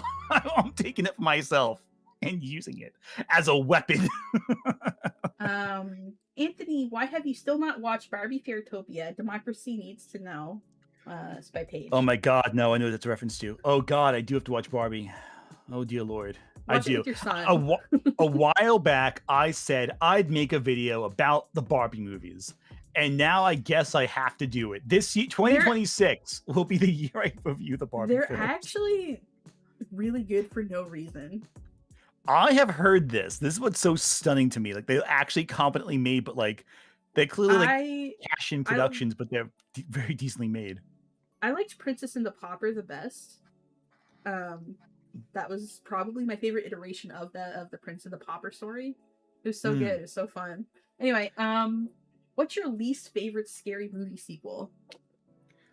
Least favorite. That's a good question. Mhm. I'm gonna say this might be controversial. I know technically Exorcist 2 is the worst one I've seen, No, I think but I think I think Hellraiser 3 is my least favorite. I it might have been that, but I think he meant like the franchise, like the scary movie franchise, Oh, that would like be the 5. yeah. That's easy 5. I never really liked those kinds of movies Mm. personally. Actually, let me What rephrase the my fuck, answer. Not Hellraiser Boggle? 3. It's oh What my the fuck? god. Spoink sweet. Jesus. Jesus, Boggle. $100 for Spoink. Spoink. That is a Yeah, contribution. yeah. Um, Thank you so much, Boggle, who is also one of my staff. So, good uh, lord. good guy. Thank you Uh, for the I don't know what to yeah. say. Um, I'll also say this. I think Hellraiser 3 isn't the worst. I think Hellraiser Revelation is the worst. mhm. The first one without Doug Bradley. That's the one. I forgot that one existed until I thought about it for 5 seconds. I'm like, oh wait, yeah, that's right. That is worse than Hellraiser 3. And That series goes downhill. you're gonna hate me, but I've never watched Hellraiser. I'm sorry. I don't like spatterpunk stuff. I thought I knew you. I'm kidding. I'm I'm kidding. sorry. I just The I have you know like the I have like the Mhm. go ahead. No, I was gonna say the first one is less splatterpunky than the follow-ups. I think Hellraiser 1 is more. I describe it more as almost like an Edgar Allan Poe dark Mhm. gothic romance with torture demons in it. Is the I best way of putting it but see because if that's you the sorry. thing. It's Yeah, it's the I torture demons. Yeah. yeah, so and this is not me bragging. I'm going to explain myself after I say this. I have hyper empathy problems. And hyper empathy, by the way, doesn't mean you're an Mm, empath, because hyper empathy is like goes hand in hand with being low empathy, because being if you're hyper empathetic, you don't actually understand people more. You just project your own feelings on to other people, and then it becomes a problem. It's why people with hyper empathy, if they knock down a chair, they feel guilty. The chair isn't feeling anything. So if you feel pain because you knock down a chair because you feel guilty, if what makes you think that the feelings you're projecting onto other people are any more accurate, you know? So, like, just to put I that in apologize to perspective. everything. It's bad. I apologize Yeah, to so many yeah. things. I So I I'll I be I watching a bump. movie with Oh, yeah. torture or something in it where there's a lot of focus on physical pain, and I can't. Like, I start physically like reacting. Like, my arms start hurting. Like Like, you if seize up. there's, yeah, I seize up and I get really tense, and I hurt myself because of how tense I get, and it's like it's not good. So I don't enjoy those movies very much. I'm sure they're great, but like I can't Mm. watch them. It hurts me physically. And that's fair. I would say Hellraiser, it's odd because the first one is a legitimately really great movie. Mhm. Second one I like a lot because it's a good dark fantasy. The remake I like a lot because it's a good dark fantasy. But the ones with like the torture is like the focus. Those tend Mhm. to be the ones that are like also just weakly I written. couldn't I couldn't do Saw either. Saw, I I have a hard feel, yeah. I have a hard I don't time want to like with defend all these horror films because I no, think no, it would I not like I said, change I'm the sure they're point. good. I'm sure they're good. Mm. Um Final You, Destination, but I did put myself through a couple. I did watch Teeth. oh, I Um love Teeth. Teeth is Teeth is great. good. I liked Teeth. And I did push myself through 3 Human Centipede movies. You see, I would say Human And Centipede then 2 is much more brutal than anything in yeah, Hellraiser. and The second I one didn't like specifically. it. I didn't like it. And No, then those are bad movies, so also, that's do you not a good remember example. They're do you also remember terrible. Zombie? Or no, it was Which Dead one? Girl. Dead Girl, I think it Dead was. Girl was a rough. That people That won't was talk about that one rough. as much. That one's I rough. I watched Dead that Girl's unsettling. I watched that in a room with like 12 of my friends. We were at our like rich friend's house who basically had his own personal like fucking theater. I love And that. of those 12 friends, like 9 of them were guys, and they had a really hard Oh, time with that movie. with Dead Girl, yeah, Yeah, no, that's an unpleasant one. That and yeah. I kind of mentally compare that to The Girl Next Door, which is Hmm. I think a lot less visceral, but just as disturbing conceptually, Hmm. because it deals with a lot of those topics of like abuse and assault and the I don't power people exert on the powerless. I don't mind the psychological aspects of it. It's like the physicality. Like I liked Fun Yeah, Games a lot. I think Fun Games. I'll never watch it again because it's a rough watch. But Fun Games is yeah, a good movie. I think I love everybody funny should watch it games. once. Yeah, agreed. But there are other movies too Um. that I've seen that are like psychological. That when it gets to just being purely visceral, it loses something. Hmm. Goodnight Mommy was a Hmm. movie I was almost enjoying until the last third, and then it Hmm. transitions from psychological horror involving children to very predictable torture, and it's like at that point I'm like, this kind of sucks actually, and not like in like a, oh, this is grossing me out, but more like I've seen this before. We gotta Like we gotta we you gotta were get onto something moving. I clever. think Oh yeah, we got 100%, 100%. yeah, yeah. Yeah, it's much super Um. scale. Sorry. It always felt weird when Sai would go off about the lol cow gene. It feels like making even shittier people into lol cows just gives them an easy out. Can I be honest with you? Mm, Sai kind of has the lol cow gene. I hate to say it. yeah, I saw a comment that got deleted quickly saying like Psy got a bunch of like Mhm. subs recently and all that, but like I she's think not. She's really imploding, which is unfortunate. I think another way to put it is that like sometimes you've got to realize that the best thing that you can do is to not say anything, to not respond. Yeah. There are times, and I'm sorry to be cringe. There are times when I get anons, and I know that me not answering is making them cope and seethe so hard, and they're checking my blog because it's an anonymous ask, so they don't get notified when I answer it. So they got to be constantly seeing if I answered it, and every time they check, and for some people, I know they check daily, and I'm not answering, and it's making them madder and madder, and there's something very satisfying about me imagining this person getting ass mad because I'm not talking to them. Oh, Sorry to be a 100%. bitch. We're probably gonna mention this later, but we've both gotten like a massive amount of anonymous Yeah, messages, and I know I respond to probably more than I should. yeah. That's only a fifth of what I get.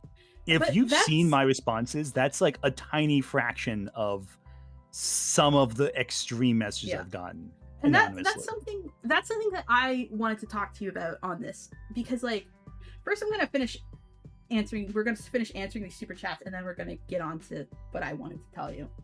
Mm-hmm. Because it is related to this lolcow Mm-hmm. team.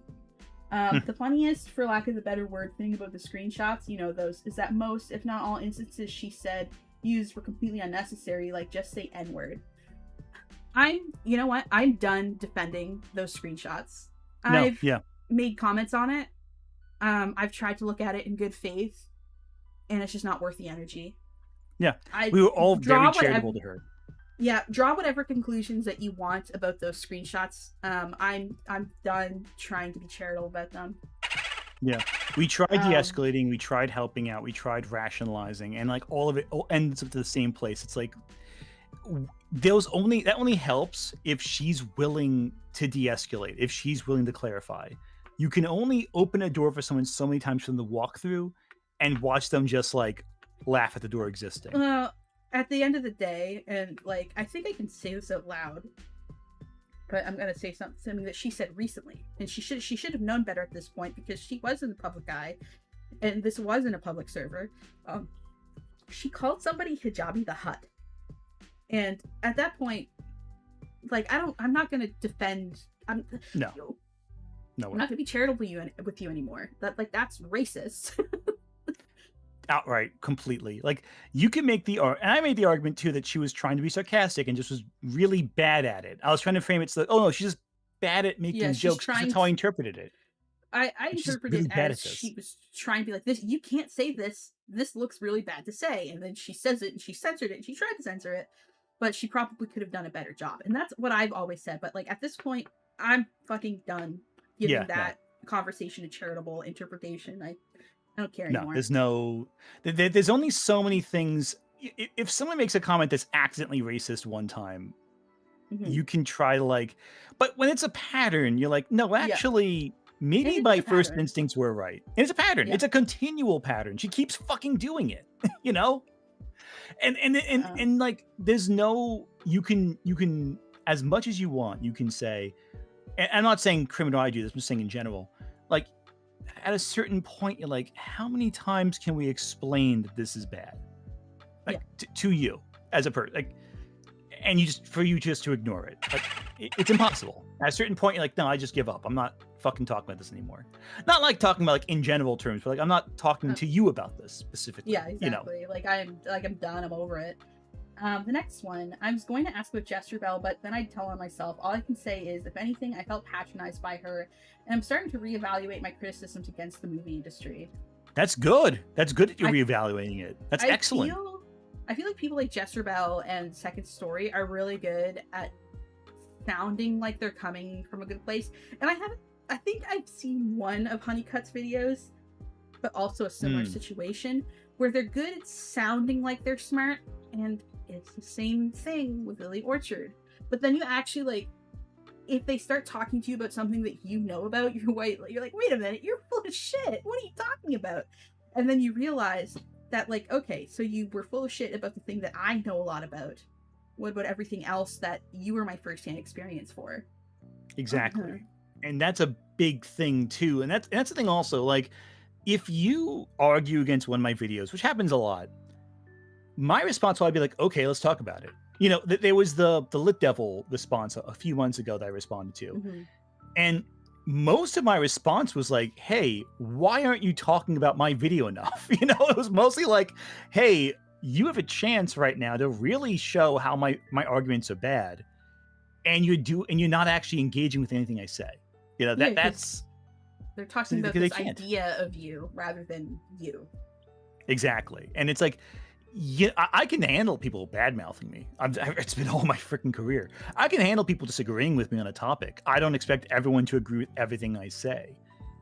The only thing I can expect is that you respond to what I'm saying and not an imaginary version of what I'm saying. That's why I get annoyed. And that's a big reason why I put this little stream together, because I feel like a lot of the people criticizing you are shadowboxing. Or they're like, when you do have them live, like with Tactical Templar, they're just talking over with you and not actually engaging with you on your level. And I think that's important for the conversations that people want to have, because I think a lot of these questions are absolutely valid. some of the Hmm. questions I got were fucking nasty, and we're gonna talk about those too. Yeah, Um, but for I think a lot of these, I understand why they're being asked, and I think they're worth talking about. They just might not be answered in the way that you expected them to be. exactly. You, the audience, not you, Anthony. Yeah, Um, unfortunately, I've heard all these criticisms somewhere yeah, else before, so I'm kind of you're like I have prepared. answers because I've had time to mediate on them. Hellraiser one good, but later lore doesn't interest me. Um, Stick. I think Hellraiser 2 is pretty good. But like after 2, it falls apart, especially with the. Espeon. Oh, Oops, sorry. sorry. Go No, ahead. it's all good. It's all right. I was gonna say, especially with 4, because it was one of those movies that had a script that was written, and the studio was like, "Yeah, what if we change all this? Actually, Mhm. like this Yeah. really clever idea you have. What if we just didn't do that?" And it's like, well, why do you think people liked it in the first place? Never fucking mind. Ex- Whatever. exactly. Exactly. Um, Espeon gang. Espeon is my second favorite Pokemon. I have a little Espeon. Actually, I have an Espeon, a Pikachu, and a Gengar figurine. They're I hanging love out with that. my Riku figurine. Maybe I'll get a picture and I'll show y'all later. Espeon is my second favorite evolution. Yeah, I am a bit of an Umbreon defender, but like I feel like Espeon and Umbreon are kind of like I like them adjacent. together. So yeah, together And they're I a great like pair. Pokemon Coliseum, epic. I think it's underrated. This is why I got Pokemon Coliseum. I saw Espeon Umbreon on the cover, and I'm like, Me oh, or too. like in the trailer or whatever. I'm like, yeah, I'm playing this game. This sounds great. I'm down. Sparrow, Jesus Christ, what is with you people? The Will Crim and Noibat Mothra be your visit bundle we got favorite filled. Pokemon after this donation? One up in Boggle. Also, Hillary Lane makes me want to chew on my own bones. Please go into her rhetoric in this interview. Get paid so I shall help my homies. Me and Gwen. Noivern is actually another one of my favorites. I'd say it's number 3 for me, but I Noibat's cute, but like Noivern, what a fucking badass Pokemon. It's a dragon and a bat. Hello? I love I it. do like Noivern quite a bit. Noibat less so, but I do like Noivern. He's a little purple thing. He's a little fuzzy I do purple love guy. that. I do love that.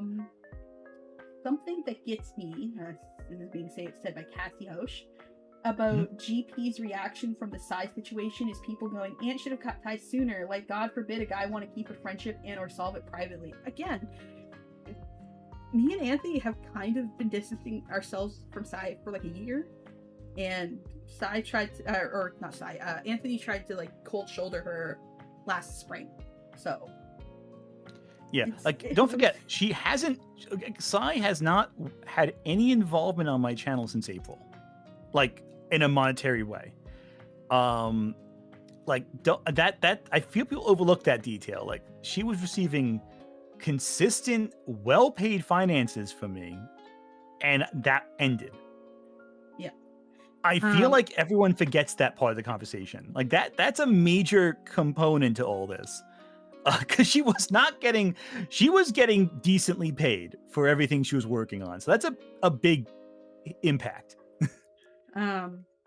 Another thing, there was a live stream that I did that has been privated now.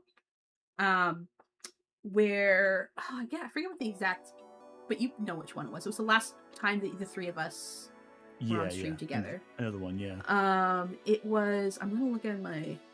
Was that the villains one? No, Okay, that was the last one on your. That's right. YouTube That's right. It was studio. one. Okay. I think I had it. I did part of it too, but the last time that the 2 of us appeared on stream together was on my channel. It was God, I have to go because it was back in the summer, I think, or the spring. It probably would have been the spring, I imagine, because it would have been like around like. Yeah, This Is Getting Out of Hand was what it was called. It was streamed May 26th. That video was about Psy, and I invited people to call in and talk about it because it was like, we need to talk about DramaTube was the kind of the subheading. And it was like, you guys, the whole point of that was you guys are making this part of your personality and it's poisoning you. And that was directed at Psy. And the idea was to invite people on to talk about it.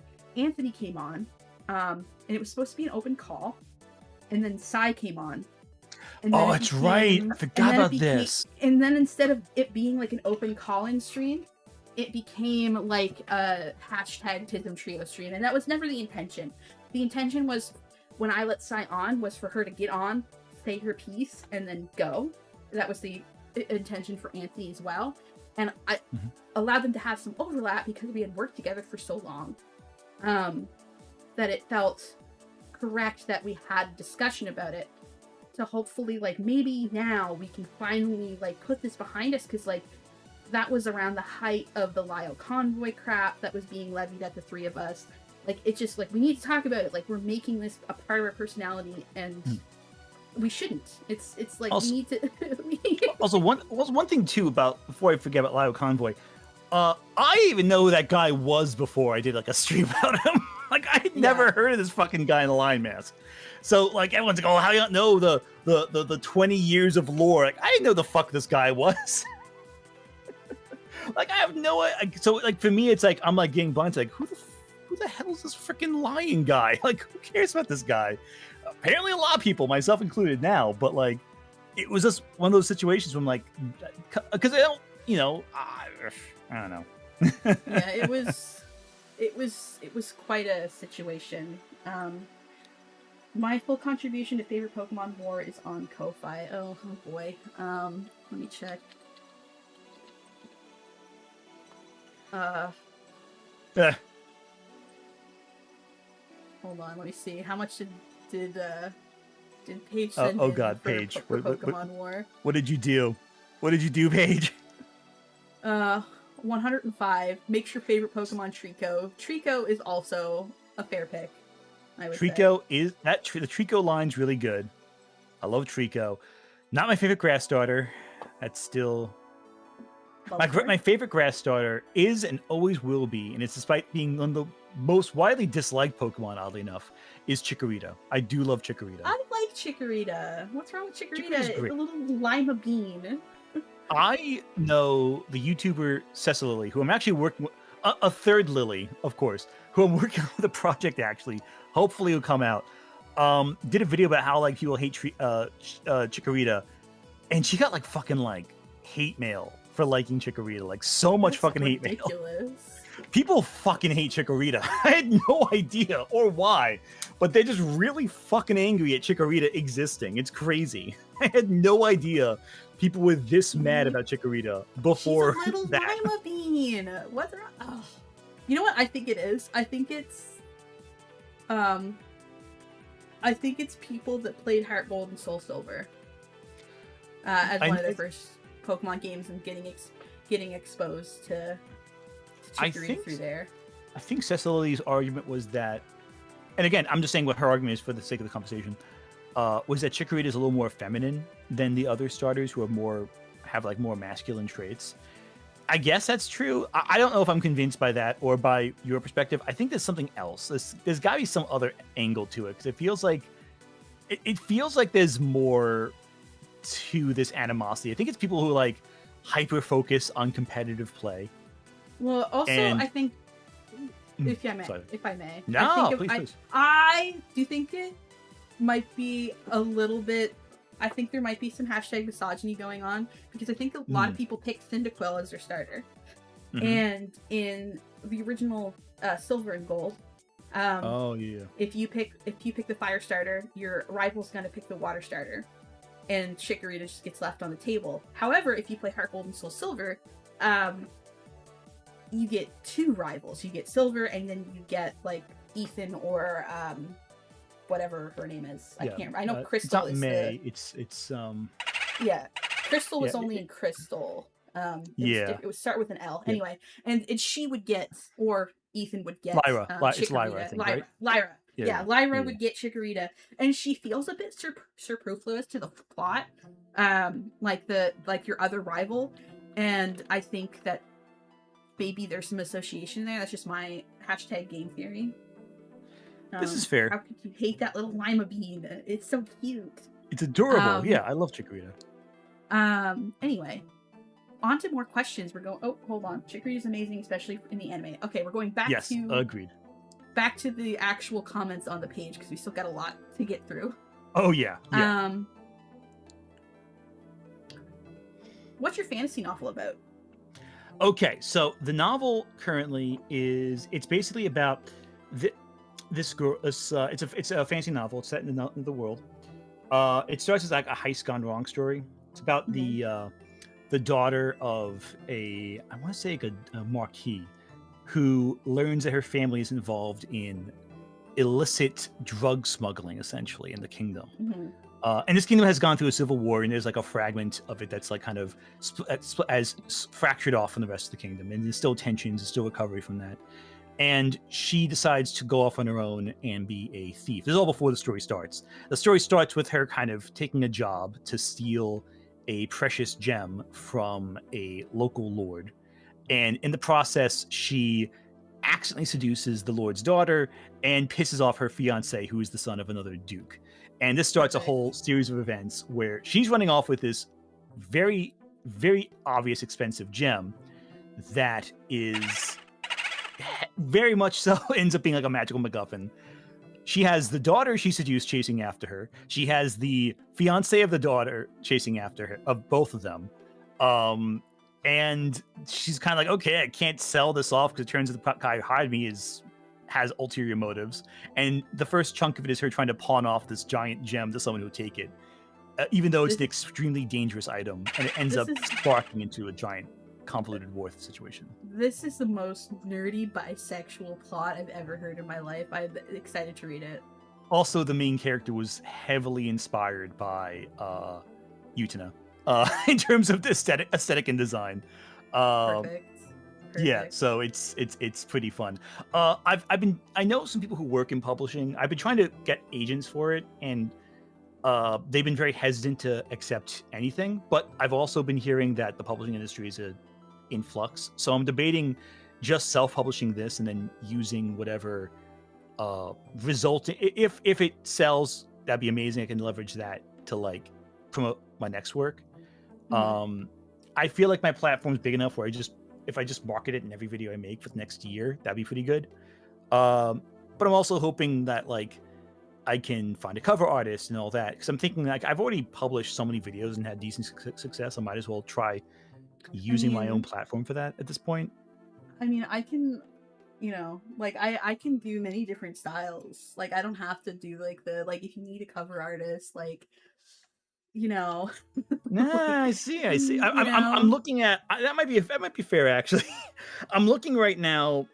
I was looking at a list of like people who've like done like professional book covers just for like typesets and all that, because I don't know what I'm doing half the time with formatting. I know how to write something, but formatting is a whole other beast. Yeah. But cover art is a total. I mean, I will definitely ask you for help with promoting it for sure, because Oh, your art absolutely. is, yeah. Absolutely. I'm already thinking about leaning on you for that, because you can definitely do like a lot of cool art for these characters. I think you would enjoy that. I'm gonna get more serious about it this year, because I was kind of prioritizing my channel over publishing the book. I haven't really done anything with it in the last year, really, outside of sending a few query letters out. So I think this is the year I'll Somebody actually do more work on it. somebody's like, at first you had my curiosity, then you described a bisexual disaster. Book now, please. Basically, that's what it is. It's basically bisect, and it's told from 3 viewpoint characters, and that's one viewpoint character. But like the others Perfect. come in as it goes on. One's like a librarian who has like a pet dragon who collects books, who's also Oh like an incredibly wow. powerful witch, but also like Okay. traumatized and like very like maternal, but also very like will throw down. And is like, don't kill yourself over this. Oh, you're killing yourself over this. Okay, great. Okay, now I gotta fix everything. That kind of mentality where it's like, okay, you're all putting yourself in harm's way over something The you mom shouldn't be putting friend. yourself in harm. Basically, yeah, except like kind of resigned to admit that it's going to end horribly no matter what she does. I don't project myself onto any of these characters at all, by the way. There's no, I'm not drawing from life experience with any of these people. Um. All right. What are some topics that you wanted to talk about but you backed off of for reasons? Well, there's a lot of topics I started talking about, but then just didn't because of just timing. There's people don't realize this. There's a lot of scripts I have written that I just put aside for a very long time and then come back to later. In fact, this past week's video was one of those ideas. I started writing that script back in July, for the video that came out this past week. And I put it aside because I didn't think I was ready to talk about that topic enough. Because I realized it was going to get very dark very quickly. Because I knew I'd have to talk about some of the most disturbing film accidents and most disturbing films ever. So I was like, I want to be in the right headspace for this. One topic I've wanted to talk about a lot is, I might do it now. I want to do a video about communities that obsess over like specific people online, like with Lily Crit, like with the DSP stuff. And at first I was like, I don't want to do this because I know enough people who are involved where I might offend them by accident. But now I don't give a shit anymore, so I might just do it anyway. Also, maybe they need to hear it. Yeah. And now I've seen enough with the freaking Blackish bullshit that I'm like, maybe there's more than just like the specific niche I was looking at. They're like bizarrely obsessed with like specific people. Now there's a meme posted of a certain person with a critical community where they were going through different doors. Like it was that like Grim Reaper going from door to door. And it was the like, one that Lily posted. Yeah. And I think what's more apt is like these kind of people are like a rancid, rotten little puddle. And if you step in it and you can't just continue to play in that puddle, or you're gonna be covered in gross, rancid shit and you're gonna smell bad and nobody wants to be around that. You need to like wipe your shoe off and leave. Yeah, 100%. And like that's the thing too, because you look at the people who've criticized Lily Orchard, the vast majority of them are not in drama. The vast majority are not. It's just the ones who do it over and over again who are. You've got like You and Me. You've got Hiding in Private. You've got who else? We Are Not Alive. The Dire Gentleman, they're fine. Yeah, I was trying to remember the name of that. The Dire Freaking Sarah's dead. Jessie Gender, I believe, has Jessie spoken about Gender. her. Lily, definitely. Lily what's her name? She does the trans episodes. Lily Simpson. Yep. A lot of these people have spoken about Lily, and they're absolutely fine. Like it's just that if you continue to lather yourself in poopy, there's going to be poop all over you. Stop doing that. And you look at a lot of these channels too. And I don't want to be mean about it, but like a lot of these channels become popular talking about the drama because it's bigger than they are. And they never learn how to do something else with their channel or find success with their channel, talking about something outside of that. That's not drama associated with someone else. And the person I'm thinking of specifically with that is Essence of Thought. Or is that her name? Ethel. Essence of Thought, Ethel, yeah. Yeah. Her channel became anchored to both obsessing over freaking Lily Orchard and obsessing over friggin' like Rachel Oates for bizarre reasons. I can't understand why she hates Rachel Oates so dearly, so deeply. It's wild to me. I don't understand it. But that's Ethel. That's the channel. I've brought this meme up a few times. Hold on. Here it is. We're in front of it a little bit. But if you haven't seen this before, it's a meme that I like to whip out every now and then. I'll just hide the overlays. There's not going to be a Lily Orchard. There isn't. Stop expecting there to be. Like, that was like a weird fluke that happened. That it was the time on the internet that she got popular, what she went on to do, and how the landscape shifted while she was kind of at the peak of her success.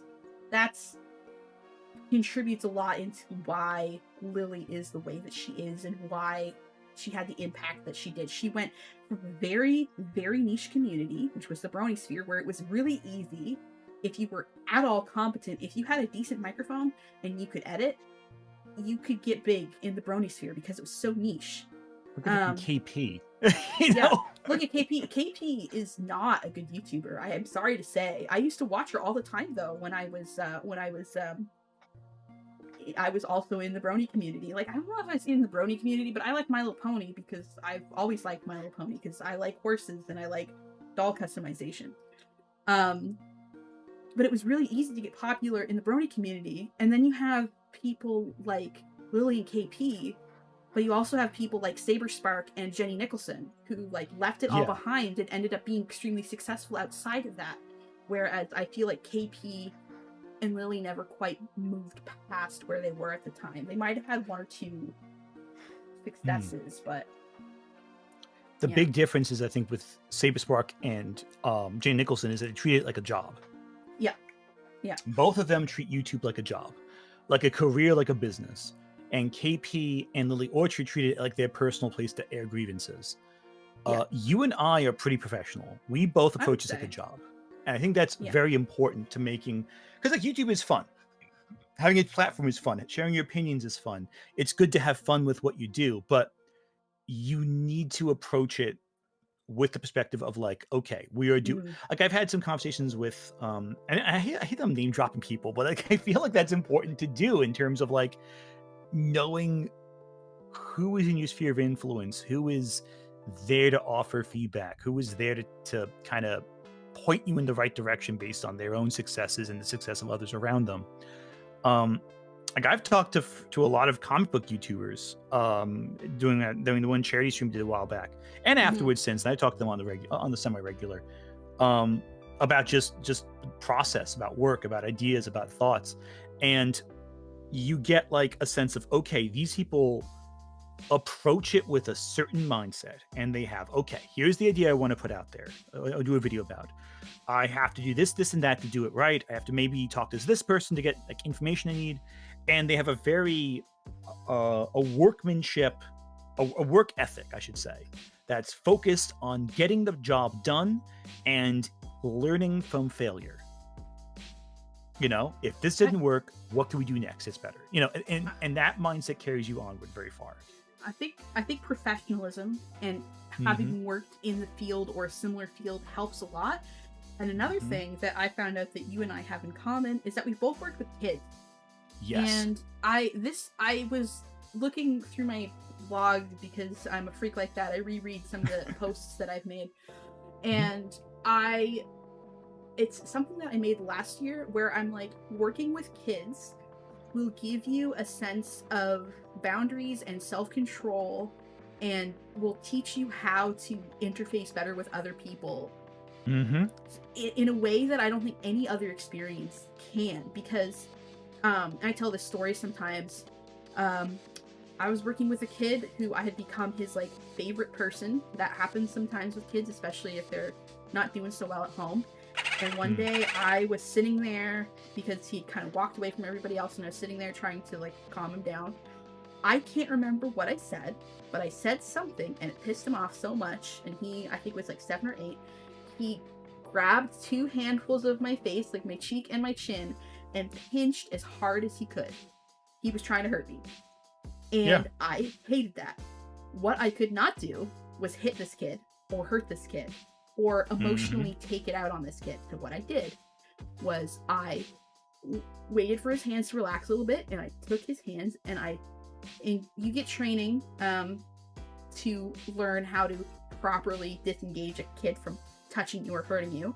So I know how to do that. I took his hands off my face and I said, I didn't like that. And I got up and I left. And I talked to my boss later and I told him what happened. And like I said, I have autism, so that upset me a lot, but I didn't have that moment where I melted down in front of the kid. I left and I did it in private, and then I went home for the day. And I stated my boundaries very firmly. I didn't like that. Hey boss, this can't happen again. If it does, I quit. And measures were then taken afterwards. And I think having those kind of experiences, I don't know if you've had similar ones, but it teaches you that like your feelings aren't matter, and you can manage your feelings in a way that doesn't like explode in front of everybody. But what are your thoughts with that? Like, do you have any similar experiences or? Nothing involving physical violence or actions. I feel I don't like think it needs to get that far, but no. But I've had kids melt down. I've had kids have like frustrated episodes. I've had kids misbehave, and you have to learn how to de-escalate a situation. Mm-hmm. And I Yeah. think working with kids, the most important thing is de-escalation, because you're the adult, you're the one accountable. If something goes wrong, you're at fault. Even if it's not your fault, you're still at fault. Yeah. You have to take So responsibility even if it doesn't feel fair. exactly. And like you can complain about it with your friends later, when the workday is done, but when you're at the job, your priority is to make sure the kids have a good experience, whatever that experience might be. Yeah. I used to work and I used to work with a lot of different kids too, in different Mm-hmm. You're a demographics. I worked tutor, with kids. right? Yeah, I worked as a tutor. I also worked as a chess instructor, and I worked as an ESL teacher. Again, this is all while doing other work, so it's like I think I had a good experience with like doing multiple jobs at the same time, which I'm doing to this day even. Hashtag millennial grind set. Basically, yeah, right. So Yeah, like no, you, very you get home. relatable. Oh, so you'd start the day, especially with teaching ESL, because it was remote work at the time before the pandemic was around, and you'd have to wake up very very early because these kids don't live in your time zone. And by early, I mean you wouldn't sleep. So this Mhm. also helped train me for YouTube life. Um, and you would be extremely tired, and you'd have to be performing perfectly Yeah. with kids who don't necessarily speak English all that well. So figure it out. Okay, you just do it. You get the handle of it. You focus on the specifics you got to get done, and then that's it. And that's where you go from there. Well, there's And also like, it's not easy. if a kid hates you, Yeah, well, that's you too bad. You just got to literally deal with it. can't take exactly. You literally can't take it personally. Sometimes you just have. I told this to my coworkers. Sometimes you have to be the bitch. You don't have to be mean. It's ESL, guys. Oh. English is a second language. He was I teaching meant English for ESL. kids that don't. Dumb. Yeah. Yeah, I yeah. I know also what you know meant. I also know some ASL. I meant ESL. Yeah. I was teaching kids from China how to speak English. My apologies there. I said the wrong thing. ESL. My brain. This is what happens when you have like not enough coffee during the day. but if a kid hates you at your work, you can't take that personally. I would say the same goes for like customer service in general, but it's different when it's with a kid because it feels more personal because you can't emotionally shut down. Mm-hmm. And I think that those things that we just talked about with working with kids, I think that trains you to be a better YouTuber and to be a better community leader. I don't want to toot anybody my horn or your horn, but I think it enables you to not have that take things personally or have that kind of hubris that I see that a lot of people develop. Yeah, no, absolutely. And the problem is people have egos too. That's the other thing Mhm. too. Like, and even like experienced creators on this platform have egos, and that's fine. Ego isn't necessarily a bad thing if it's in moderation. All things in moderation are okay. Yeah. Ego keeps you thinking you can do this day in and day out, and helps you stay confident enough in the job to improve. But the problem is when ego becomes such a big thing, you feel like you get angry if someone points out a flaw you make, because no one's Yeah. above criticism. Yeah, and even if that person is wrong, you having a meltdown in public about it is not going to help you. It's not going to be constructive. Like and we're gonna get to some really mean comments. Mm-hmm. And we're Yeah, gonna talk about them. But do you think we should advance that topics? I think we should move on. Yeah, to that let's keep going through the posts. Here's one. Actually, one of the next ones is like that. Why does he seem to think he's smarter than everyone? First of all, what the fuck are you trying to accomplish with this question? This question was designed to do one thing and one thing only. It was designed to hurt Anthony's feelings. This is a rhetorical question. Another thing too, like I don't know where that mentality comes from. I don't think I'm smarter than anyone else. I think I just have my perspective. Yeah. There are so many occasions where chat, both during live streams and in response to my videos, points out things I just wasn't even considering. As in, like completely pointing. Like there was recently with the last video we did, I mentioned the movie Roar, right? In my last video, Yeah. I was mentioning. By the way, I mispronounced his name. It's Jan de Bont, not Jean de Bont. I was saying, oh, cinematographer Jan de Bont got his throat ripped out. Someone in chat and some of the comments was like, you mean the director of Twister? I'm like, no, it was a cinematographer for Roar. And I looked up, it was the same guy. He went from getting his throat ripped out in Roar by a lion to making Twister one of the most successful blockbusters of the 90s. And I knew Jan de Bont's name. I'd seen it because I love Twister. I watched it a ton as a kid. So I'd always see, directed by Jan de Bont. And it didn't connect. The signal in my brain did not connect to this factoid when scripting, and I didn't realize it. It completely slipped my mind. So there's tons of cases where comments and chat just points out things where you're like, no, this is like completely different from what you thought. And it's beneficial to know, it just helps. Chat knows things I don't know, and I'm just kind of used to it, sorry. Yeah. This person, this turned into a bit of a fight between a couple people in the comments. And this person's like, oh, it's his YouTube titles and his thumbnails. Anthony doesn't make those by himself. He often has, for me, I'm helping him suggest titles. It's what gets clicked. You have to speak with authority on YouTube. If you come at this wishy-washy, nobody wants to watch your fucking videos. Exactly. It's just part of the job. And even using this past video, for example, I went through 5 different titles for the video that A/B tested. And one was vastly more successful than the rest, the one that's currently on. The others just weren't doing it for whatever reason. They weren't getting the high click-through rate I was hoping for. This title was the most successful one. And I have back-end data to prove that. And that just happens. Shit just happens. There is no singular formula for success on YouTube. Sometimes you can do everything right, and shit just doesn't work. And you just have to deal with that. That's title. life. The title is The Untold Story of Cinema's Most Dangerous Films. Your last video, The Right and Wrong Ways to Make a Hero the Villain. PragerU thinks Pride and Prejudice promotes tradwives. These are all, he A/B tests all his videos. Sometimes shares it with me, and these are the kind of titles that react well to. It's not personal.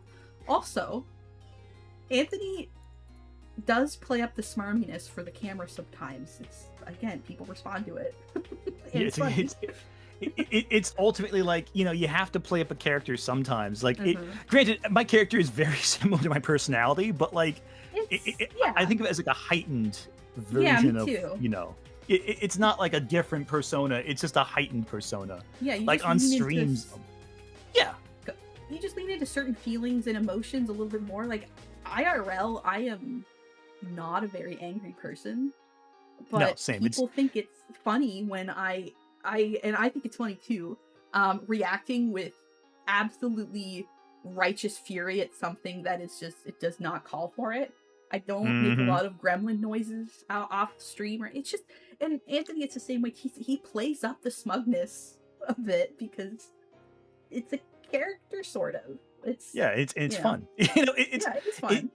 It's fun and it's entertaining, but it's also heightened reality. No one who presents themselves publicly online in any capacity is really being a 100% honest version of themselves, because we are always putting up, and it's not saying that we're lying about ourselves. I'm saying it's a heightened version of what we feel. It's just an exaggeration. For some people, it is their persona, and that's where it gets dangerous, when the heightened emotions become authentic. I'm not saying they're not drawing from authenticity, but when you genuinely walk away from every interaction feeling like you've just had the most extreme feeling in your life every time you experience it, that's dangerous. It's really dangerous to have that mindset. You have to have points to unwind and disconnect so you can just center yourself in the concrete. And the concrete is not heightened. The concrete is bland sometimes and boring and underwhelming. But every title and thumbnail I do is A/B tested when possible. I'm the one that's actually making the thumbnails themselves. Yes, Anthony does make requests, but it's not like he's doing it all on his own. And not just that, but I've also told you at times, okay, now do the same thing you just did, but make this part lighter and this part darker and change the colors here, just to see what catches their eye more. And sometimes it's insignificant, and sometimes it's very significant. And there's one time, which thumbnail was it where I'm like, this one right now, the roar one, you're like, can you lighten up the red overlay on these two parts? And it's like, absolutely. and that's And all it that was turned out that it changed. worked. It turned out it It worked. worked. It turned out that Yeah. was the one that was Yeah. most successful, which is really Um, funny. But like that's just how it is, you Now, know. semi related to the character thing, if I may. Mhm. I've pulled up some pictures that I've made of you to use as like stills in like areas where it's like you might not have recorded your face or like you want to use it for whatever. I've made some little drawings of Anthony, so I'm gonna share Uh-huh. them with you guys. Oh And boy. I think that I have boiled Anthony down to his bare essentials. So we've Oh got this god. little happy one, this little angry one, this little neutral one, this sad one. We've got this one, and this one, I think, we've all heard the voice Anthony makes when we all know that he's making this face. We all know the voice. I'm getting a delay on mine. I don't think I see what you're Oh, showing. You Hang on. can't see on the Oh no, now I'm direction. seeing. Oh yeah, no, all these. It's Yes, this I know one. Yeah. exactly. Yeah, so the little smug one, but this again, these are all like little cartoon drawings, and I think they like it's very much a good reminder that the version of Anthony that you guys see, it's not necessarily who he is as a person. It's who he is on video. And Yeah, you can no. criticize that if you want, but and I said this in a post recently, where I was like, I don't know where you guys are getting that Anthony is this big manipulative puppet master.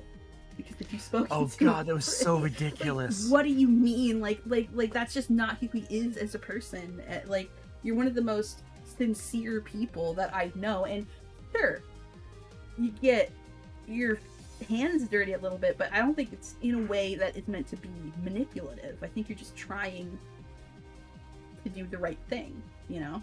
Yeah, I that's my mentality with most things. I just try to make sure things like work out, and you know, and look, sometimes they don't, sometimes they do, but I think you know there is something to be learned from occasions where things don't work out. Now that being said, of course, I'm secretly a puppet master who's controlling everything from saying I'm the real. I'm going. I can't even finish that joke. It's stupid. Where's the sock puppet Crim when you need it? Yeah, right. I have that on my thing still. But even then, like, yeah, like it's just like none of it. Like, I feel people have a false perception of what I do and what I am, and I think a lot of it has to do with the fact that and I think to some extent there's also another factor to it that I do just wear my heart in my sleeve, a lot. So people think that must mean there's something else going on. Mm-hmm. That it's because like people are so used to people being insincere. And I know it's kind of going back on what I just said, but like I do things based on what I think is the best for that moment. Which yes, the entertainment value, but there's also like subject of videos I choose. Like if I really didn't have any empathy or care, I would just make 50,000 Lily Orchard videos. But I don't do that because I want to make something that's meaningful to my audience. But then all sorry. No, it's okay. I think there's also like this misconception that just because you're doing it for your community, that means that it's purely for your self-image. And it's like, well, you're only distancing yourself from Psy now because of the public perception of it. And it's like, why do you think that that's necessarily a bad thing? Because the public perception of Psy is sure, it makes you look kind of shitty, I guess, but like that was not necessarily something you cared about and why you held out for so long. It wasn't until you realized that the public perception about her was hurting other people around you that you really reacted the way that people are mad at you for.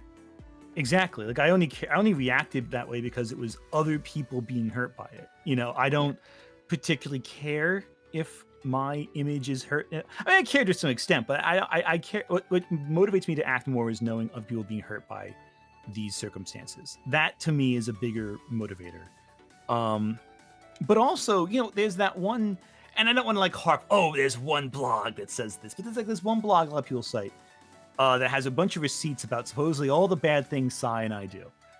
First off, they blocked me before I could even look at what they have on there. So I don't even know what's on that freaking blog. I've So for seen one, it, and it's nothing. it's like mostly It's Psy, fucking right? It's nothing. almost entirely Psy. And it's like Ant acknowledging something Psy said one time in a chat at one point. And I'm like, okay, that's real damning there, buddy. I find it so funny that, and again, like, I know this is gonna sound like, but what about me? But like, again, the friend that Sai and Anthony had in common was me. Like, I'm the one who introduced them. I'm the one that like brought them together and like why they knew each other in the first place.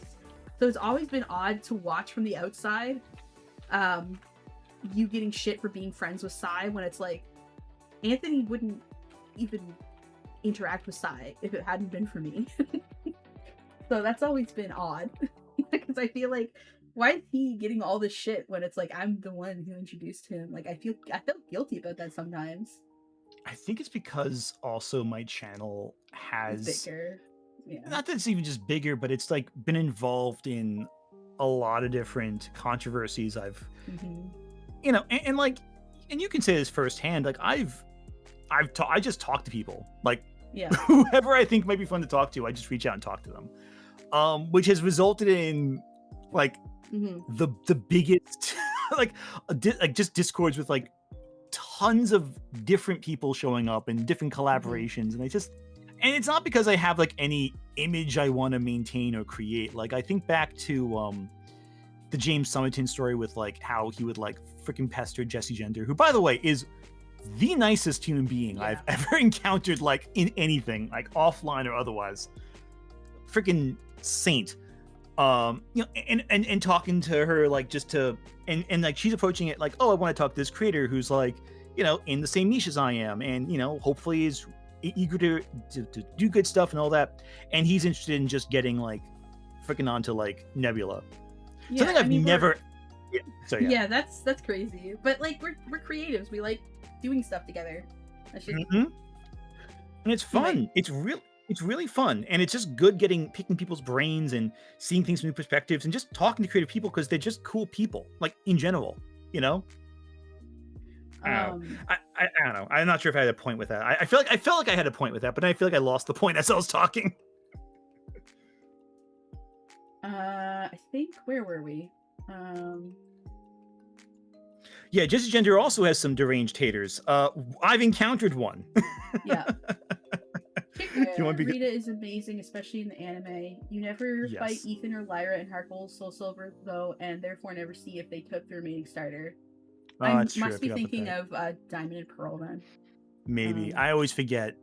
I love Heart Gold Soul Silver, but I always forget like what fights you fight in that. 'Cause it's after a while the specifics of the games mush together. It's I'm sorry to say, but Yeah. I think people consider each of the starter Pokemon to be like unintentional difficulty settings in the Johto games. Fire is easy, water is medium, and grass is hard mode. Yeah, that I makes always sense. play hard because I love grass. I always play love- grass. I love Totodile because I just like little alligator guys. It's a little guy. Get to buy my book stand from the critic. Oh my god. Noibat wins, but also I'm writing a middle grade book. Very angry at the lack of much in that demographic. To be honest, I've always heard that the publishing industry won't invest in that and expect kids to jump straight to young adult. Yeah. Oh yeah, middle grade. I have a friend who writes middle grade books. It's a rough industry. It's basically extinct. Well, right it's because so much of them, like you look at like Animorphs and the Treehouse kids, you look at like all of those, they went on for so long that people got sick of them and stopped reading them. And that doesn't look like to investors as, oh, these books kind of wore out their welcome. They look at like, oh, all of these books that used to be on the top of their game fell off. And it's like, if you do the same thing over and over and over and over again, it's eventually going to fail. Well, it's that, but there's also the other aspect, and I'll go over this briefly because it's a very complicated thing, but like Target stopped stocking a lot of middle grade books. And where do people buy books? It's not Barnes & Noble necessarily, because it's a great store, but it's not everywhere. If you're in middle America, you're getting your books at like the general stores like Walmart or Target, and they shrank their book departments substantially. and only stock like the biggest bestsellers. And what books are the bestsellers? The adult books. So they'd rather trade space for the books they know they can move inventory on than an unreliable possible answer. And even Barnes & Noble shrank their middle grade section. So it's like you can't win. You're limiting your supply. And also, unfortunately, middle grade kids aren't buying books anymore. Like there is unfortunately, there are a lot of middle grade kids that are underperforming in school right now. Like a lot of them can't read at the level that they're supposed to be reading. A lot of them don't know how to write with a pencil and paper, and they're getting pushed to up a grade. What's it called when you go from one grade to another? Not graduation, but they're pushed to pass. Yeah, they're pushed to pass when they shouldn't be. There's nothing shameful about being held back. Like, you need to be at the grade level you're at. And it's just like school is so rough right now. And even things like you look at our generation, you look at somebody like me who I've been playing video games since I was in diapers. And you might think that's not much different from like a tablet kid, like an iPad kid, but it is. And that's because when you're playing a video game with a controller, you're developing your fine motor skills, your pincher motion, you're grabbing onto a joystick and you're moving it around. If you're using a tablet, you're not doing that. You're just slapping the screen and like swiping until something happens. And so kids aren't developing milestones at the level they should be, because instead of playing with small toys or even sitting them down with a controller, which not ideal to have like a little kid having a lot of screen time, but you're still developing skills. You never have a chance to hit those really early milestones at the right time, and that does hold a lot of shit back in terms of like your writing and your reading milestones. And then that also impacts emotional regulation, because literacy does go hand in hand with emotional regulation. Because it allows you to name your emotions and understand yourself more. So that's why it's all connected, baby. There's a lot going on there. Anyway, so yeah, the thing about Lily is that she got lucky. She hated Steven Universe stuff for completely unrelated reasons, but it just happened that it was trendy to hate it, and she dove on that wave for way too long. Yeah, she didn't know how to get off the algorithm. She knew she knew the algorithm would pick her up, but did not know how to use it from there on out. And she's never tried to understand the algorithm either. She's except except the few times she did, and it backfired horribly, like Delicious in Dungeon. Which was not her smartest idea to review that the way she did. Now, back to the comment questions. We've got 40 minutes. Or hold on a second. We've got 45, 45 minutes about there. Do you want to move on to like the honeycut ones? I'm sure that's a big one. Let's I'm gonna kind of let some of the easy ones go for now. We might circle back later, but let's tackle the controversial ones. Why did you side against Chugga Conroy and Cinder when they were obviously false allegation victims? Also, why didn't you verify the audio modification allegation against Honeycut before platforming it? Okay, Chugga Conroy and Cinder are not false where'd that come from? Like, the allegations against the Chugga Conroy thing is a personal drama between two people, both of whom don't want to continue the drama, so I'm not going to, for respect for all parties involved. But that was less a false allegation and more just personal drama becoming public. So it's not the same thing as an allegation. It's more like they were airing grievances publicly. And it's messy and shit sucks. All parties don't want to talk about it, so I'll respect them on that. Cinder, though, what are you talking about? Cinder I don't know any of these people. The Chugga Conroy thing involves Lady Emily, so in respect for all parties involved, I don't want to talk about that because that's not my business. Lady Emily's pretty private, so. Yeah, exactly. This was something that they both aired publicly, and all parties were like, I want to move past this. So,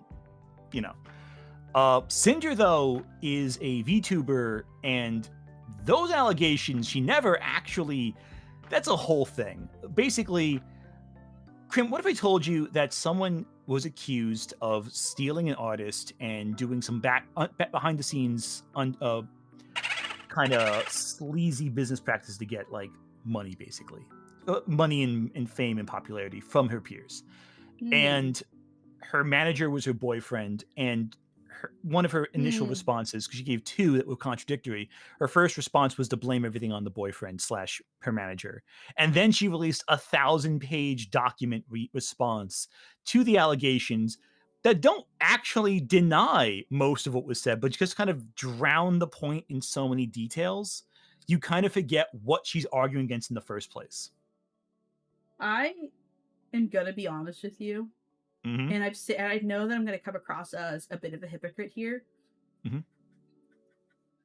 The whole VTuber thing gives me such bad vibes and always has. I'm sorry, but like there's not a person in on that. If your personality, if your whole I'm sorry, if your whole IP online is that you're a sexy girl avatar that plays video games and has jiggle physics on their model, I don't want to hear anything you have to say. I'm sorry to be so judgmental, but like it just What's gives such funny bad is vibes.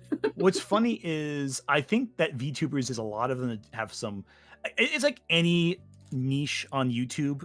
Some are gonna be really good and some are not. Some are good comedians who are funny and entertaining. Others are boobs. And Yeah, I some are mean, really creative with their models, I think is really impressive. But it I'm it all depends, on the yeah, specific person. and like, look, I have a couple friends that do a VTuber thing, but it's not. There's a certain type of VTuber, and let me just make sure I know who Cinder is. Cinder was one of when the person you're describing, you're at your Yeah, no, theoretical. that's Yeah, exactly. it's She's like the exactly what you're platonic. describing. Yeah, exactly. No, I don't give a She shit what is Cinder has to say or what they're doing because, like, I think it's a shade. It's weird. Like, yeah, sure, it would be easy enough for me to draw a sexy anime girl and put on a really girly voice and bounce around, mm. for a couple hours a week. Oh my god, I don't think I could respect myself though. And the thing is, like, with VTubers, like your career can survive despite controversy. Like if Hmm. you provide your audience what they want, and Cinder does. That being said, you can tell that a lot of people don't want to work with her anymore. And like that's usually a sign of something, at least some of what's happening being authentic. So it's not like, now as for the Aronach voice thing, um, that's only because I learned about it very late before streaming, and I work a day job, and I didn't have time to verify it beforehand. That was simply a matter of time. Um, so that's a specific thing, just a limitation of what I could get done reasonably before putting out the stream. That's more of a matter of just limitation. I tried to like make it part of the stream as a part of the process of the stream itself, and it turned out that the voice was modified. That was accurate. The voice was slowed down, which did create a pitch shift. Um, I've known people doing that though. I don't think it's that big of a deal. Like, who I don't does think it care, was. I people? don't think it was necessarily malicious, but it does. It means that there was some validity to the claim, but it's also a non-essential Yeah, like who cares? point of it. Yeah, it's like a small detail. I wouldn't have done the entire stream had that been like the linchpin I needed to prove anything. It was more like, oh, this on top of everything else. Okay, so it's like it's one of those things where you can easily point to and go, oh, well, this wasn't totally as accurate as I initially said. But I even said myself, I didn't say it. It was alleged that was the case. I never said I said that was what happened. I said other people said that's what Hmm. they perceived happened. And and everyone involved emphasized that. Like this is just one person involved thought was the case, and all of us emphasized it to begin with. So to say I said it was this when I said this is an allegation about it, to conflate the two is very disingenuous and kind of proving that you're not really looking to understand what actually happened. You're looking to be right, Hmm. and that's very different. All right. Next question. Why are you faking having a baby? Where's the proof? Asked by Crimes New Roman. I knew it was fucking crime. I knew they'd fucking say that. I love Crimes. Crimes is great. Crimes has like He's it says funny. whatever. Yeah, I liked talking to him. yeah. I got Um, I got you I know, got to do more. I've seen the baby. He's Yeah, very no. cute. So is Crimes now. I sent Crimes a picture. Um, Crimes is it, great. and Yeah. Anthony is so good. You're so good with your baby. Oh no. Aw, it's so cute watching you two together. Thanks. What's Ant's favorite and least favorite streams that you've done? For me, I love the ones about autistic characters and Jello Apocalypse. And outside of the streams involving Psy, my least favorite was his last Nostalgia Critic React stream back in May. I felt like there were too many people talking over each other and getting distracted too easily, but that's just me. The previous Nostalgia Critic React streams were better, in my opinion. I don't disagree on that one. I do think we got too many people. And that was Yeah. also when I kind of decided, okay, let me take a break from doing massive group streams. I Also think because a part of me did not want Psy back on my streams. So I was like, I'll just pretend I don't want to have anyone here and I'll just ignore everyone. yeah, but we're getting back into doing group streams now and then, so I like that.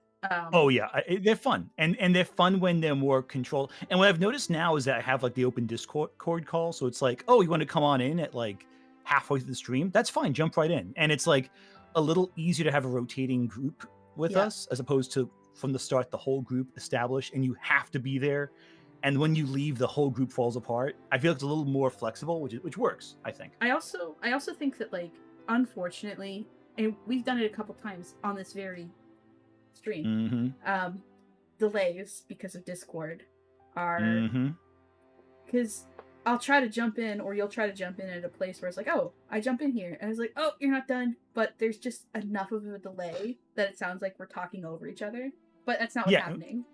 And with two people, which is like vastly different than five. Imagine, and let's be honest, not everyone in group streams, and they could be the nicest people in the world. Not everyone notices that when they're talking, that someone else isn't done talking, and they just go for it. Yeah, and it's done with all the and it's done with all the best intentions. No one's doing it maliciously, but like it just happens, you know. And sometimes, hell, their connection might be problems. Yeah, and sometimes what we'll do is like, hey, I haven't heard X speak for what. Hey, were you trying to say something? And we try to correct that, but the bigger the group is, the harder that is. Yeah, you know, that's the thing. It's tricky. It's hard to keep track of who keeps getting cut off and who doesn't get to talk very often when it's a big group. It's not personal. But nothing personal, kid. I think. Sorry. At this point, my max is like 4. And that's pushing it.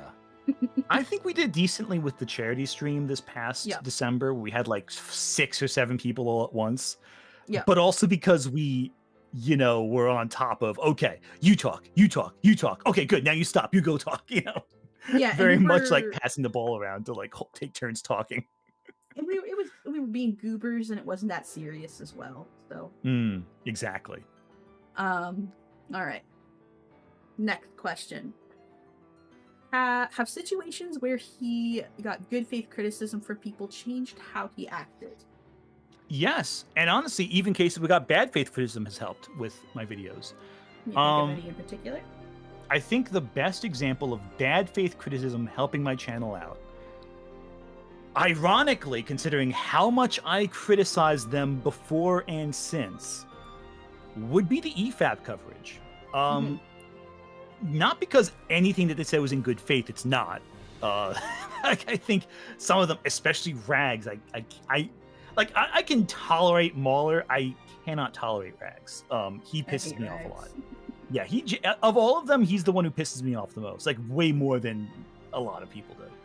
But again, so yeah, but even their feedback when the stuff that wasn't just complete nonsense, which was most of it, there were elements where you're like, okay, no, that's actually a good point.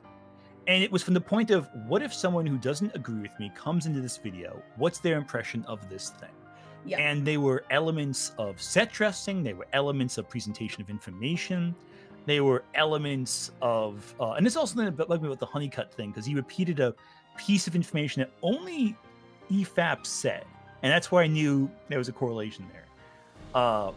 But there's a point where they were saying, why is information being communicated through text on screen, essentially? And it was due again. I only did it with this one video, really, where it was like where heavy information, not like notes, like say, oh, here's a citation, or like a little visual gag, but like information that could have been communicated verbally was communicated through written words on screen. And it was done as a shortcut, because I was doing the video in like a couple days. But that right there was like, okay, that's a piece of feedback that helped me with, making sure I didn't do that, because that apparently was a bit of an inconvenience. It was a bit of a for them. But Also, even if you mind me cutting in for a second, no, go that is a hallmark of old YouTube. That was something that was done all the time on old YouTube. Like, YouTube has changed a lot in the past couple of years. Now, most of the time when people watch a video, it's on their phone. And they're doing something else. That's not how it used to be. Yeah, that was an old remnant. And you know what? Again, that being said, Rags' content is basically all just old remnants now. And yes, I see in chat, Rags was the one who made a video responding to Skitty Bitty. That was fucking ridiculous, especially considering it's and it was Skitty's like, and it was they've streamed with that guy too, and it was Skitty's like secondary channel, so it was like a channel, I think, like it had like very, very small channel. No one, it was a very small video, and Rags did like a whole fucking hour-long response to it, to like a 5-minute video. See, that's why I don't put pronouns in my bio, because like I don't want to deal with those people. They're just exhausting. It's a dumb thing for them to like obsess over. Yeah, but Rags is Rags. It's like getting at this point, getting mad at Rags is like getting mad at a rabid dog. It's a rabid dog, so don't get offended by it. It's like, what's the point of even like thinking about wasting your time on it? It's like, oh, it's you know what it is. Like, there's no surprise. All right. Do you think discourse and arguing people may have brought more drama to your door? Yes and no. So what you might not realize about my channel is, from the very first video, there have been responses to my channel. Like, there was, like, from day one, like, literally within hours of my first upload, people were responding to my videos in a way that was negative. And that's in part because of my existence before YouTube, which was as a writer for different media outlets. And not just CBR, a bunch of different places. So there were already people online who were, like, geared to hate what I put out from that alone, just from working with journalism. So, with media journalism. So even me arguing was never going to change anything. There was always going to be that. There are response videos to me from years before I even first uploaded. Yeah, it was all because of the articles. Yeah, it was articles. It was like Comicsgate, the Vic Mignogna trial thing. I think Nick Rekieta did a response to me. Ethan Van Sciver did a response to me. Just Some Guy did a response to me, which I've referenced a few times in videos. Eric July has had, there was like a video from one of Eric. Yeah, Eric July. I think it was just Eric July as like the main manager of this channel, but there's an Eric July fan channel. I think it's just Eric July through like a couple different buffers, listing all the enemies of Eric July, and I'm like right there, up there. I'm like, okay, cool. And he goes to my one of my old websites, and I was like, and in this point, he has a typo. I'm like, okay, I guess that's fair. Whatever. I guess that's a fair response, I guess. And it's one of those things where you're like, okay, cool. No matter what, I was always going to be controversial on this site, no matter what. And my best bet was to say, okay, I know I'm going to be controversial, so I might as well use that to my benefit. I might as well take something I know is inevitable and try to play with it in a way that can at least promote the ideas I'm trying to promote, and hopefully illustrate that people can take this. They can take what they can dish out what they're taking to a degree, whereas many of the people who are dishing it out can't take it. That's the thing. They expect you not to. Yeah, exactly. Oh yeah, no, Ethan Van Related. Sciver absolutely to this day, I think, still can't stand me. Though he has not acknowledged me in a very long time, which is good.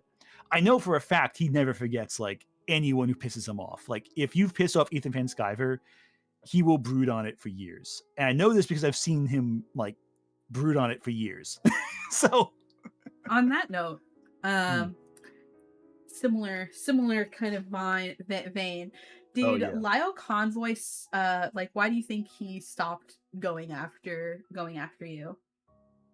I think because he realized that there's a reason why. There's two reasons why. Yeah. One is there was a secret mediation. Okay. One that I'm not going to go into detail about, but there was a third party who spoke between us and kind of was like, "Okay, you knock out your shit, you knock off your shit," and we both agreed to it. Mm, I won't go into detail about it, but that's one reason.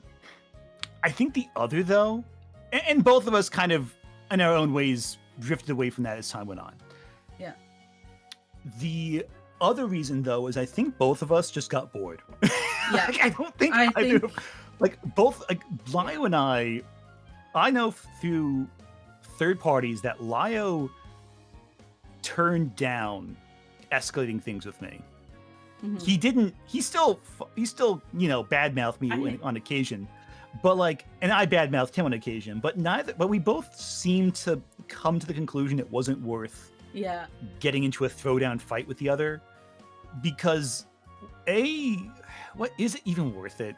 Like, I'll be honest Yeah. with you. You I think you both of haven't us were like, yeah, you haven't done the things that Lio technically goes like he tends to focus on. Like you're not a yeah, creep. no, So and that kind of was always gonna make him lose interest. And also I have yeah. another theory why Oh he well, lost interest. I'll hear that theory too, but I'll throw out a third element too that I know is a Uh-huh. factor as well. But now I'm curious what your theory is.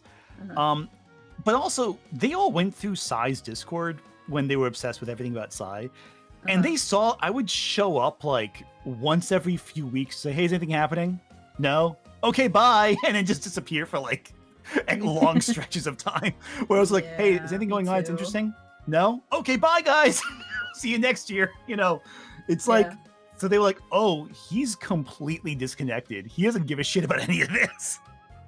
And Um I think that like kind of turned them off covering me in any capacity even further because like, oh, we're obsessed with Psy right now, and this guy like doesn't give a fuck about any of this now minutia that we care so much about because he didn't even fucking see it.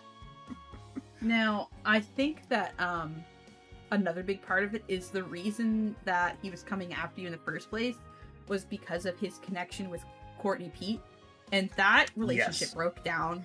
Um, Mm-hmm. and we all know Courtney's full of shit. And a video ended up being made by one of Lio's underlings, mods, whatever you want to call them. Yeah, the I hidden heroin actually, one, right? yeah, I actually, I didn't cover it publicly, but I did cover it in my Discord. We had like a watch along. I didn't want to platform that video because I don't like that crowd, and I think the video was made reasonably well.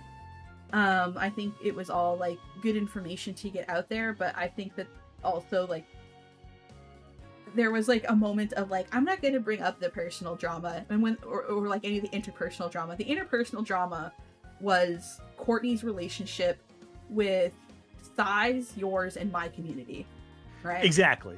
But they That's what she definitely skipped spent over, time but talking they about religious controversy. yeah, it was like oh yeah, with like controversy about like Courtney being anti-Christian and controversy that happened within like Lio's Discord servers. So it was very biased in that way. It's like, oh, the shit that happened over here doesn't matter, even though arguably she was more involved there and did more damage there. But she hurt our feelings. So we're gonna talk about that because she hurt Lio's feelings. Yeah, and it's clear. And again, like you're allowed to focus your video on whatever you want to focus on. I'm not. The You're not dismissiveness obligated pissed to me cover off, me. though. Yeah, but I'm more like, okay, cool. I don't have to worry about like getting like 15 anonymous messages about like how dare I offend Courtney Pete in like the year of our Lord Yeah, that's 2026. true. And That's I'm like, true. okay, that's fine. I can live with not worrying about that this weekend. But you know what? Like, whatever. Like, if they don't care, they don't care. I'm fine with that. I can live. I got Yeah. more important things to worry about than if Lio Yeah. Convoy is like pissed at me or not. Yeah, but anyway, Anthony, I think you were there for some of the coverage as well. Yeah, but it's yeah. I was not. there for that. I don't think it's worth covering publicly. I only watched it because there's people that was like, I don't want to watch this without a filter. And sometimes it's good to have a streamer or somebody that you know is familiar with the situation kind of doing like a, hey, let's pause. What does this person mean when they say that? Let's talk about that. I think that's useful, but I didn't want that to be content, if you know what I mean. Yeah, no, and it wasn't even worth ultimately. Like there was No. like I didn't think there was anything in that video that we didn't to some capacity know about.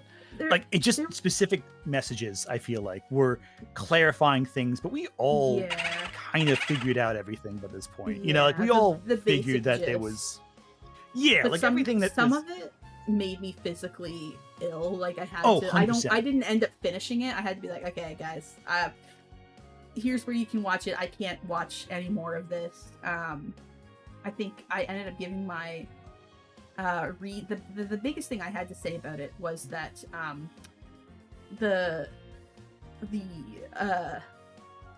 miscarriage fight with the pregnant woman did not happen. I promise you. Complete I bullshit. promise There's you, no because way. I have been in the building. I lived in the building that Courtney supposedly did it in. It did not happen. That's just Courtney trying to sound like a promise. badass, but failing. Yeah, she's trying to make herself sound hard and like she's a badass that doesn't care about anything but But even like when she told that story the first time, like, yeah sure you did, Courtney. Yeah, okay. You know, like there's no way you do that and you don't get like at least an article in like a local newspaper. Well, it's because here's the thing. The room that it supposedly happened in has 2 or 3 cameras in it.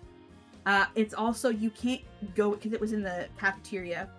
It has like 2 or 3 cameras in it, and whenever like it's open, there is staff in there with full view of the area that it supposedly happened. If she had done what she said she did, she would have been immediately kicked out of the shelter, and she probably would have gotten arrested. And that did not happen. And I've spoken to people that were living there at the time, and it did not happen. No, I promise. I just wonder why she thought she could say something that's so easy to verify is bullshit. Like, I mean, that's where I get confused.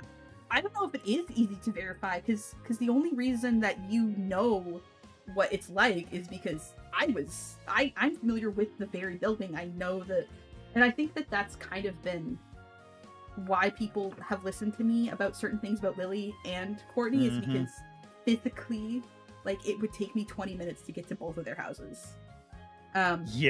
Would never do that. But I think that it's allowed me to be like, hey, this is how this works here, and this is why I know that they're lying, because because like you've been kind of leaning on the benefit of the isolation of this community and city, and how not a lot of people know what it's like. But like, I'm telling you that. Anyway. Ugh. But anyway, continuing on from that. Of all the grifters you've talked about, who has the highest chance of ever getting better? Honestly, at one point, if this was a few years ago, I would have said Mauler, but that's not happening. That ship sank. He's just doubled down on all of his worst tendencies, to his own harm. Detriment. Yeah, Justabel has no shot. Critical Drinker knows it's profitable not to, so he won't. Nerdrotic, all those guys won't. Shadiversity has destroyed his family as part of his grift, so that's not happening. Yeah. Lily, no. Maybe Eric July. That's the only one I could think maybe. But even then, I don't think he sees the profit in it.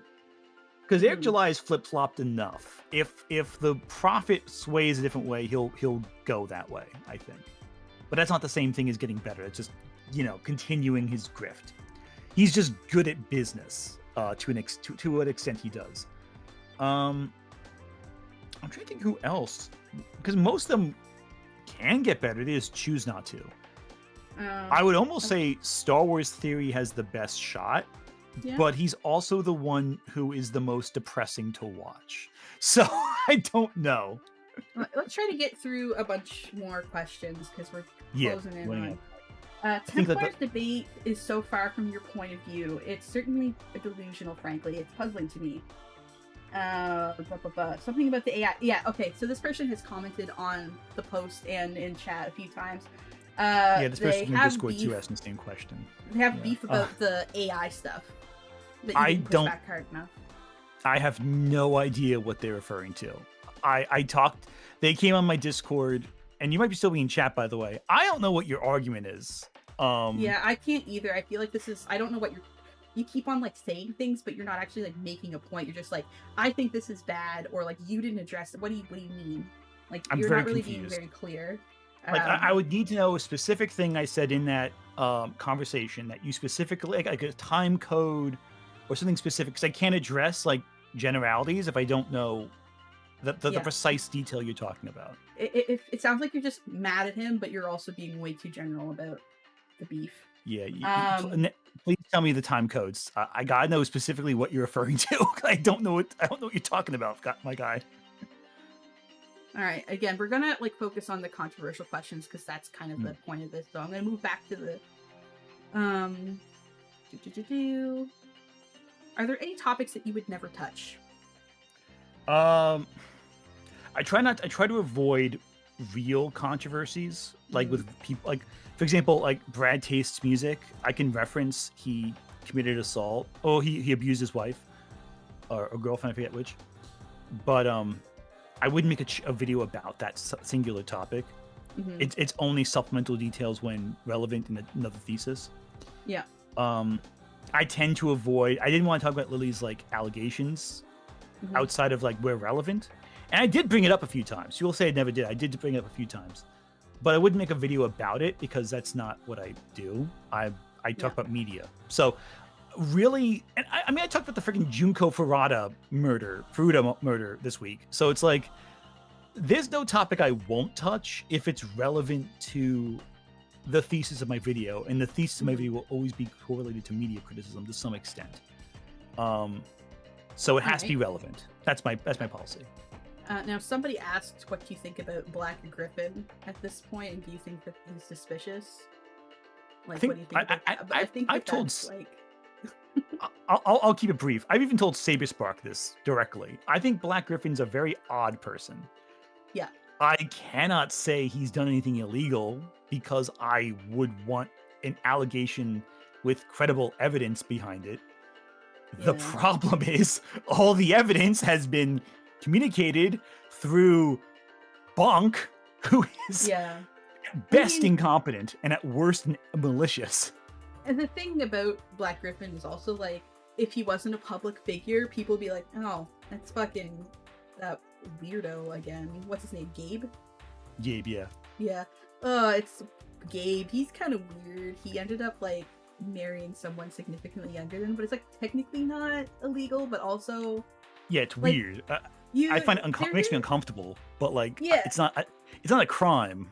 But there's they are alleged crimes he might have committed, but the problem is there's no evidence. There's I need you can't just say, oh, he did this thing without. It's a very serious thing with a digital paper trail, and not provide the smoking gun. Like if there's a digital paper trail, provide the digital paper trail. If it's not there, that's suspicious.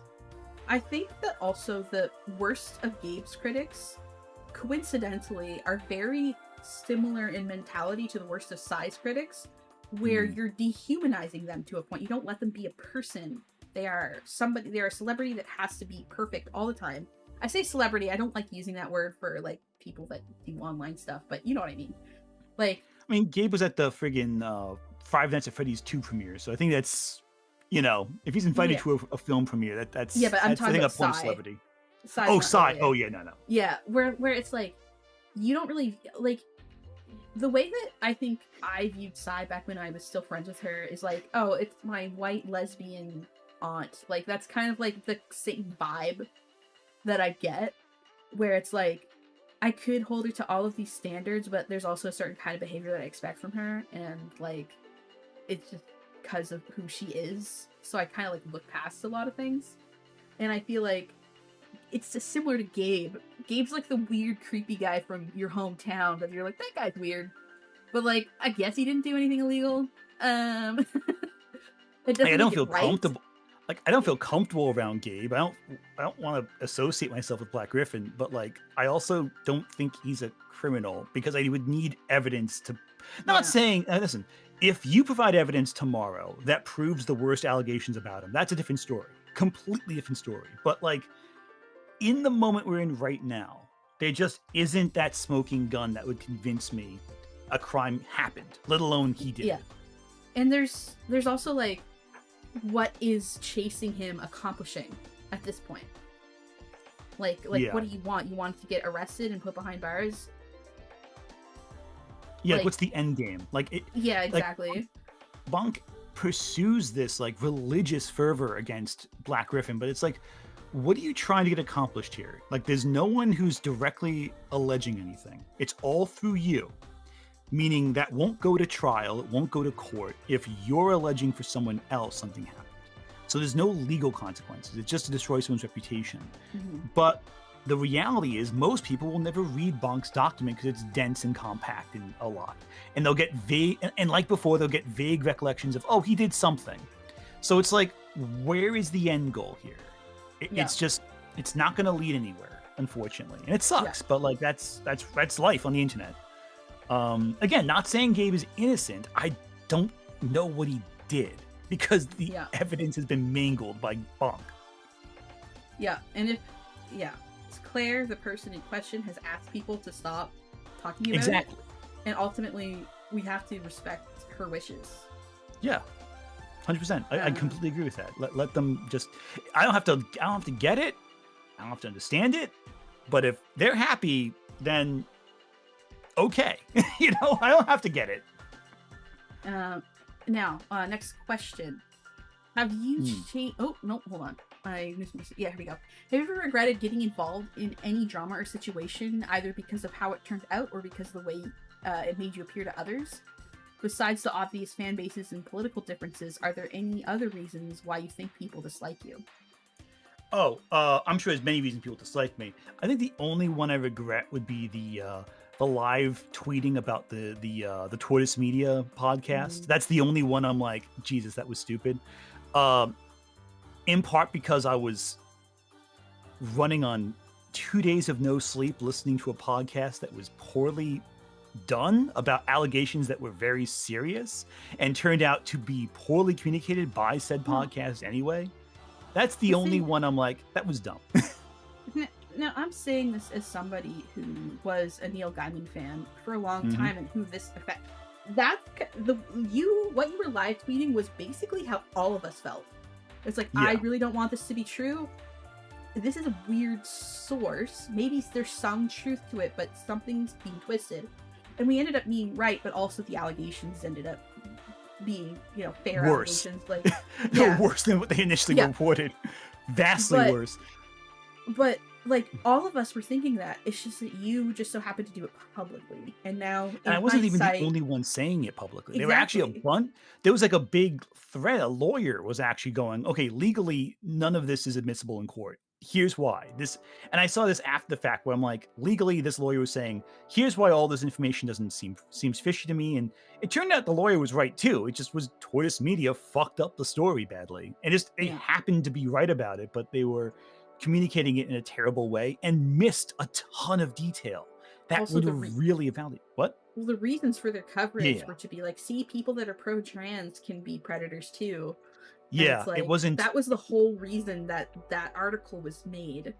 And she admitted it too. Boris Johnson's sister admitted she didn't want to cancel this celebrity. Then what did you want to do? Like, if you didn't want to hold a celebrity accountable for like their crimes, what was the point of the article of the podcast? All right. Oh yeah, sorry. I'm just looking. Yeah, probably some honeycut one that probably is a big one. No, this is more. We've got a Cy Scribbles one, but I feel like we've really covered a lot of that. That's like that's half the stream. Yeah. That's half the stream, basically. Oh, here's an interesting one. What's the deal with the Brian Michael Bendis Dinkelberg meme at the start of your live streams? I do that for him to make fun of him. Because I was talking about that was for the Ironheart video initially. Yeah. Like that was in response to that. Yeah, watch my Ironheart video to get context on why Brian Michael Bendis has problems as a creator. Bendis. That being said, Tom King I think is way worse than Bendis in terms of flaws as a writer. Like Jesus, his Wonder Woman run is fucking rough.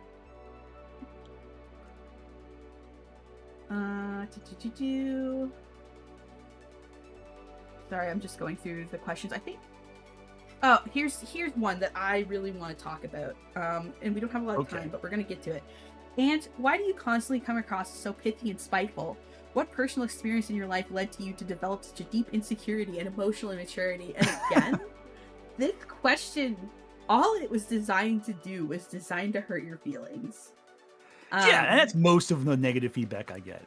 Like that's thousands of messages like that. Like exactly that. Like what are you expecting to be this isn't looking for a deep, thoughtful response. It is literally just, I want to cause emotional pain to this person. That's all that it is. Oh yeah, I think what they really want is to pull up an armchair, sit down, and talk about my my upbringing, and when I was younger and dealing with trauma and all that. Real heart to heart. They really want to have a 14-hour-long discussion about my personal past with that one. Clearly, I don't think they even want that. I think they just want to hurt you. Yeah, entirely. It means sarcastic. They don't want you to actually say anything. They just want you to be hurt by it. Entirely. That's it. And that's like the worst kind of bad faith criticism, because you're not actually saying anything here. And also spiteful. What are you fucking talking about? What do you? Well, there was a while back on Twitter. This was like back, I think, in the summer. There was like a thread. It was like had like a couple few thousand likes and like several hundred responses. And like, oh, how terrible Anthony is, the critic. And it was like, and you look at the people there, and it's all the people you'd expect, like friggin' Literature Devil, Shadiversity, friggin' Rags was on there. And it's like every single person you'd expect who wouldn't like me is on that thread. And it's like, well, okay, you're having a circle jerk about me. Okay, whatever. My channel is still up and it's still doing just fine. It's like that's what it comes down to. Yeah. And I don't want to be arrogant about it, overconfident, but I'm like, yeah, you can hate everything I do, but fuck you, I'm still here. And that's I know important to remember. Well, I know that this is like a stereotypical response, but to me, when people like this are like this, they're just jealous. And yeah, like people also like that's a nothing response. Like everybody says that to their haters, but like it's because they view Anthony as somebody who is undeserving of the attention and success that he gets. And it makes them angry, and they want to do something about it. So like breaking down instead of like, oh, they're just jealous. Like what it is like, it's like, you don't I think you're stupid. I don't agree with you. What did you do to deserve this success? I need to hurt you to balance the scales. That's the thought process of people like this. Exactly. And like, ultimately speaking, the only reason I have a platform is because I'm stubborn. Like that's it. Mm-hmm. I'm stubborn to continue to work. I'm stubborn to make more content every week. I'm stubborn to find ways to improve. It's pure stubbornness as to why I'm here. Not spite, but stubborn. Persistent. You have to be a little crazy to want to do YouTube. Yeah. Especially after your first couple of videos don't do so well, and you're like, okay, I guess that's it. I shot my shit. No, you have to be a little nuts to continue. And so I think what a lot of people don't realize is that making a YouTube channel and managing a YouTube channel and being good at it means getting out of your own way and working. Mm-hmm. And most people can't do that. Yeah. And I'm not saying that you can't do it. Anyone can do it. You have the equipment. It's the drive to do it. Yeah, you need to be a little lucky as well. Yeah, luck's important. Luck's essential. You need luck. But also connections. And also, sorry. I was just gonna. Sorry, we're doing that. No. I was babbling. I was going off on a tangent. People can win that golden ticket, and it will slip out of their fingers. Yeah, no, you got to just be, and that's, you have to think about longevity. You have to think about, okay, and not everything you do will succeed, and that's fine. You just have to keep at it and consider ways to improve. You have to be able to grow with the platform, or change course with the platform as necessary. All right, I think this is the last controversial question. Okay, probably the last one, unfortunately, with the time. Yeah, I think so. It's just with the time. Sorry, folks. And explain to me this glaring double standard. You flip out when people throw shade at your friend Aaron Alvarez, but back in Black on Blue Sky, you were actively reposting and cheering on content that mocks the death of Scott Adams. From what is out there, Aaron wasn't some innocent saint either. How do you justify getting outraged over one while participating in the mockery of the other? Who posted this message? Gina Wolf KFC is their username. Okay. Fuck you, Gina. Whoa. Yeah, I don't Aaron know Aaron was my friend who died a few years ago. Yeah. In fact, he died almost about 5 years ago, a week ago, I think, to the day. I'm so sorry, man. The reason why I care about Aaron dying and not Scott Adams is because I knew Aaron. Yeah. That's it. That's the reason why. Well, also, and Kramer, I know you have no idea. I know you have no idea about the situation, so it's fine. But Scott Kyle Adams, and I were friends with him. Scott Adams, fucking who's up? Sucks. Yeah, no, Scott Adams is terrible. Actually, speaking of Scott Adams, before you go, I want to pull up a beautiful comic that our good friend Kyla T made. Yes, and Kyla was also friends with Aaron, so Kyla can probably have the same reaction I had to that question. Where is it? I know she posted it. She posted it in your little community server, I think. Mm-hmm. I'm trying to find it. Where is it? I want to look at it before the stream ends because I think it was so good. I don't know where she put it. Oh, it's probably somewhere. It's gonna drive me crazy. It might be yours. I'm searching through my little one here. Oh, it's a while ago, probably. Did she post it on Tumblr? It might have been Tumblr. I don't know. I can't find it. Kyla T. It was funny. I know exactly what you're talking about, though. It was pretty good. I forget where she put it. If I'm thinking the same one, anyway. Yeah, the Dilbert comic that she drew. Yes.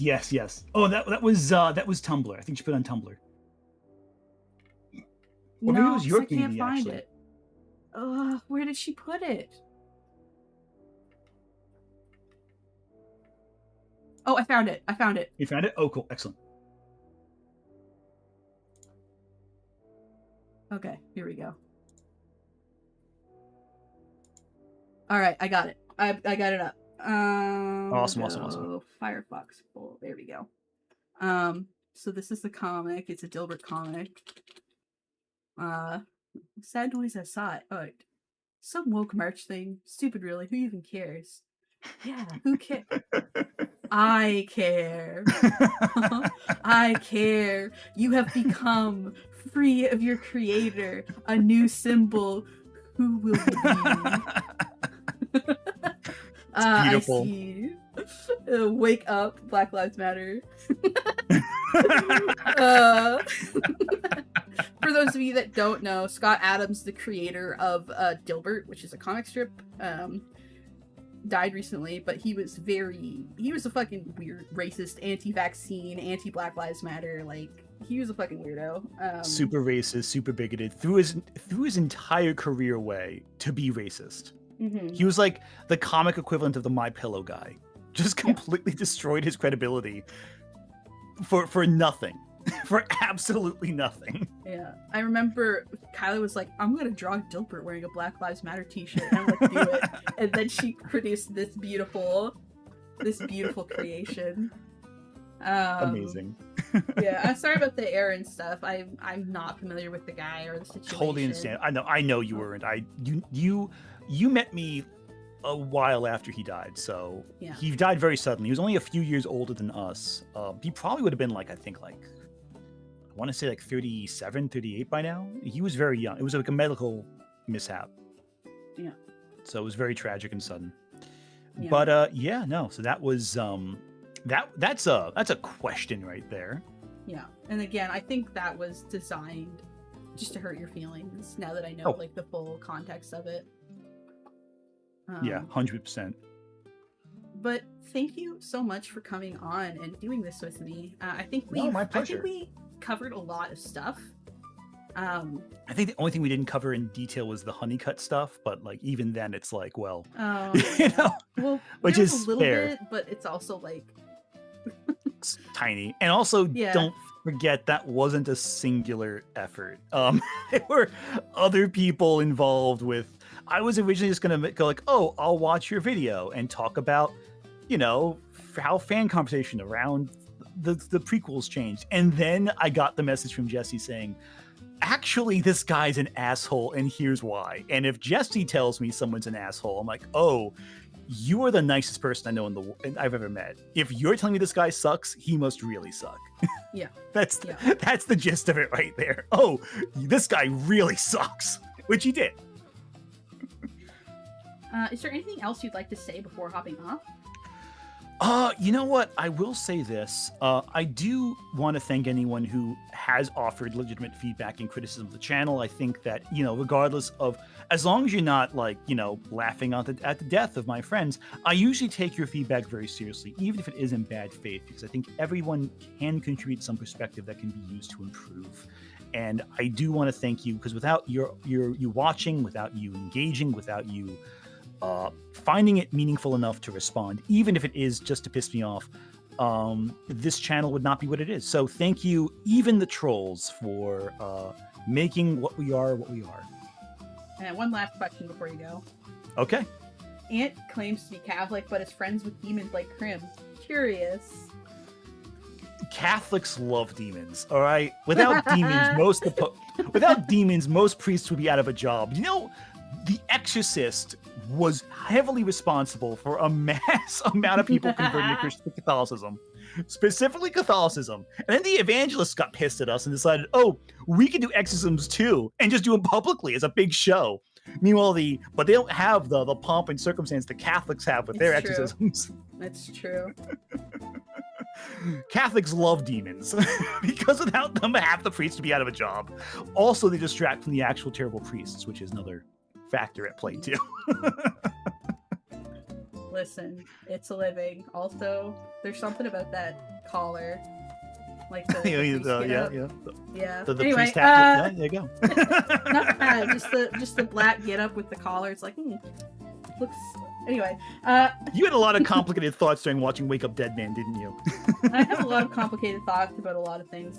But anyways, thank you so much for joining me today, Anthony. It's always a pleasure to have you. No, my pleasure to be here, Krim. And I always sent you requests for the thumbnail this week, so... yeah, it's oddly relevant to this last conversation we just had. Yeah, incredibly so. Oh, religious trauma. Always fun. I will see you around, my friends. Have a great week. Take care. Take care.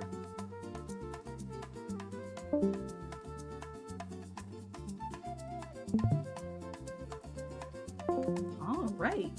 Well, thank you all so much for tuning in.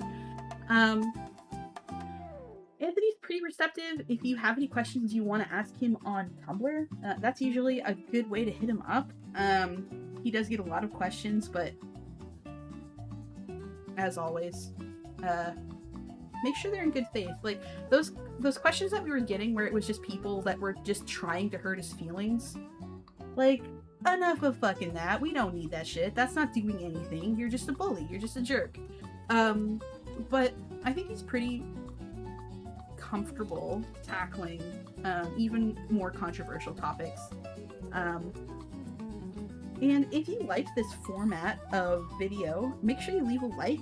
I might do it again with other content creators. We shall see. I don't know if I have the... We'll see if we have the connection to do this kind of thing. But I really like this. I think it's really important to be able to address these kind of questions in a format and in an environment that isn't going to jump down people's throat. But yes, Ant's a good noodle, but he fucks up sometimes, like all of us do. He's not Satan. Hello, Anthony. Ant's gotta go tend to his little baby, so we had a hard cut today. But thank you so much for watching, and thanks to my patrons, Paige Lego, Harvey Hummus, Mohammed, Lee Skilly, Fiona Boggle, Space Frog, Somnium Astra, Dylan Rune, and Zephyr, Vex Fidel, Elias Tafsinian, Swampling Lover, Shira Veed, Garden, Not, Daily, and a special thanks to my staff, Mother Squeakers, Boggle, and Sparrow. If you would like to hop on my Discord, you can join for as little as $1 a month over on my Patreon, link in the description down below. Or if you'd rather, you can support me for a one-time donation at an amount of your choosing on my Ko-Fi down below. And you can always support in the free way by liking, commenting, and subscribing. And make sure that you check out Anthony's channel if you haven't already, though I know a lot of you already are watchers. He's also linked in the description down below. And I will see y'all next time. Have a great week. Bye-bye.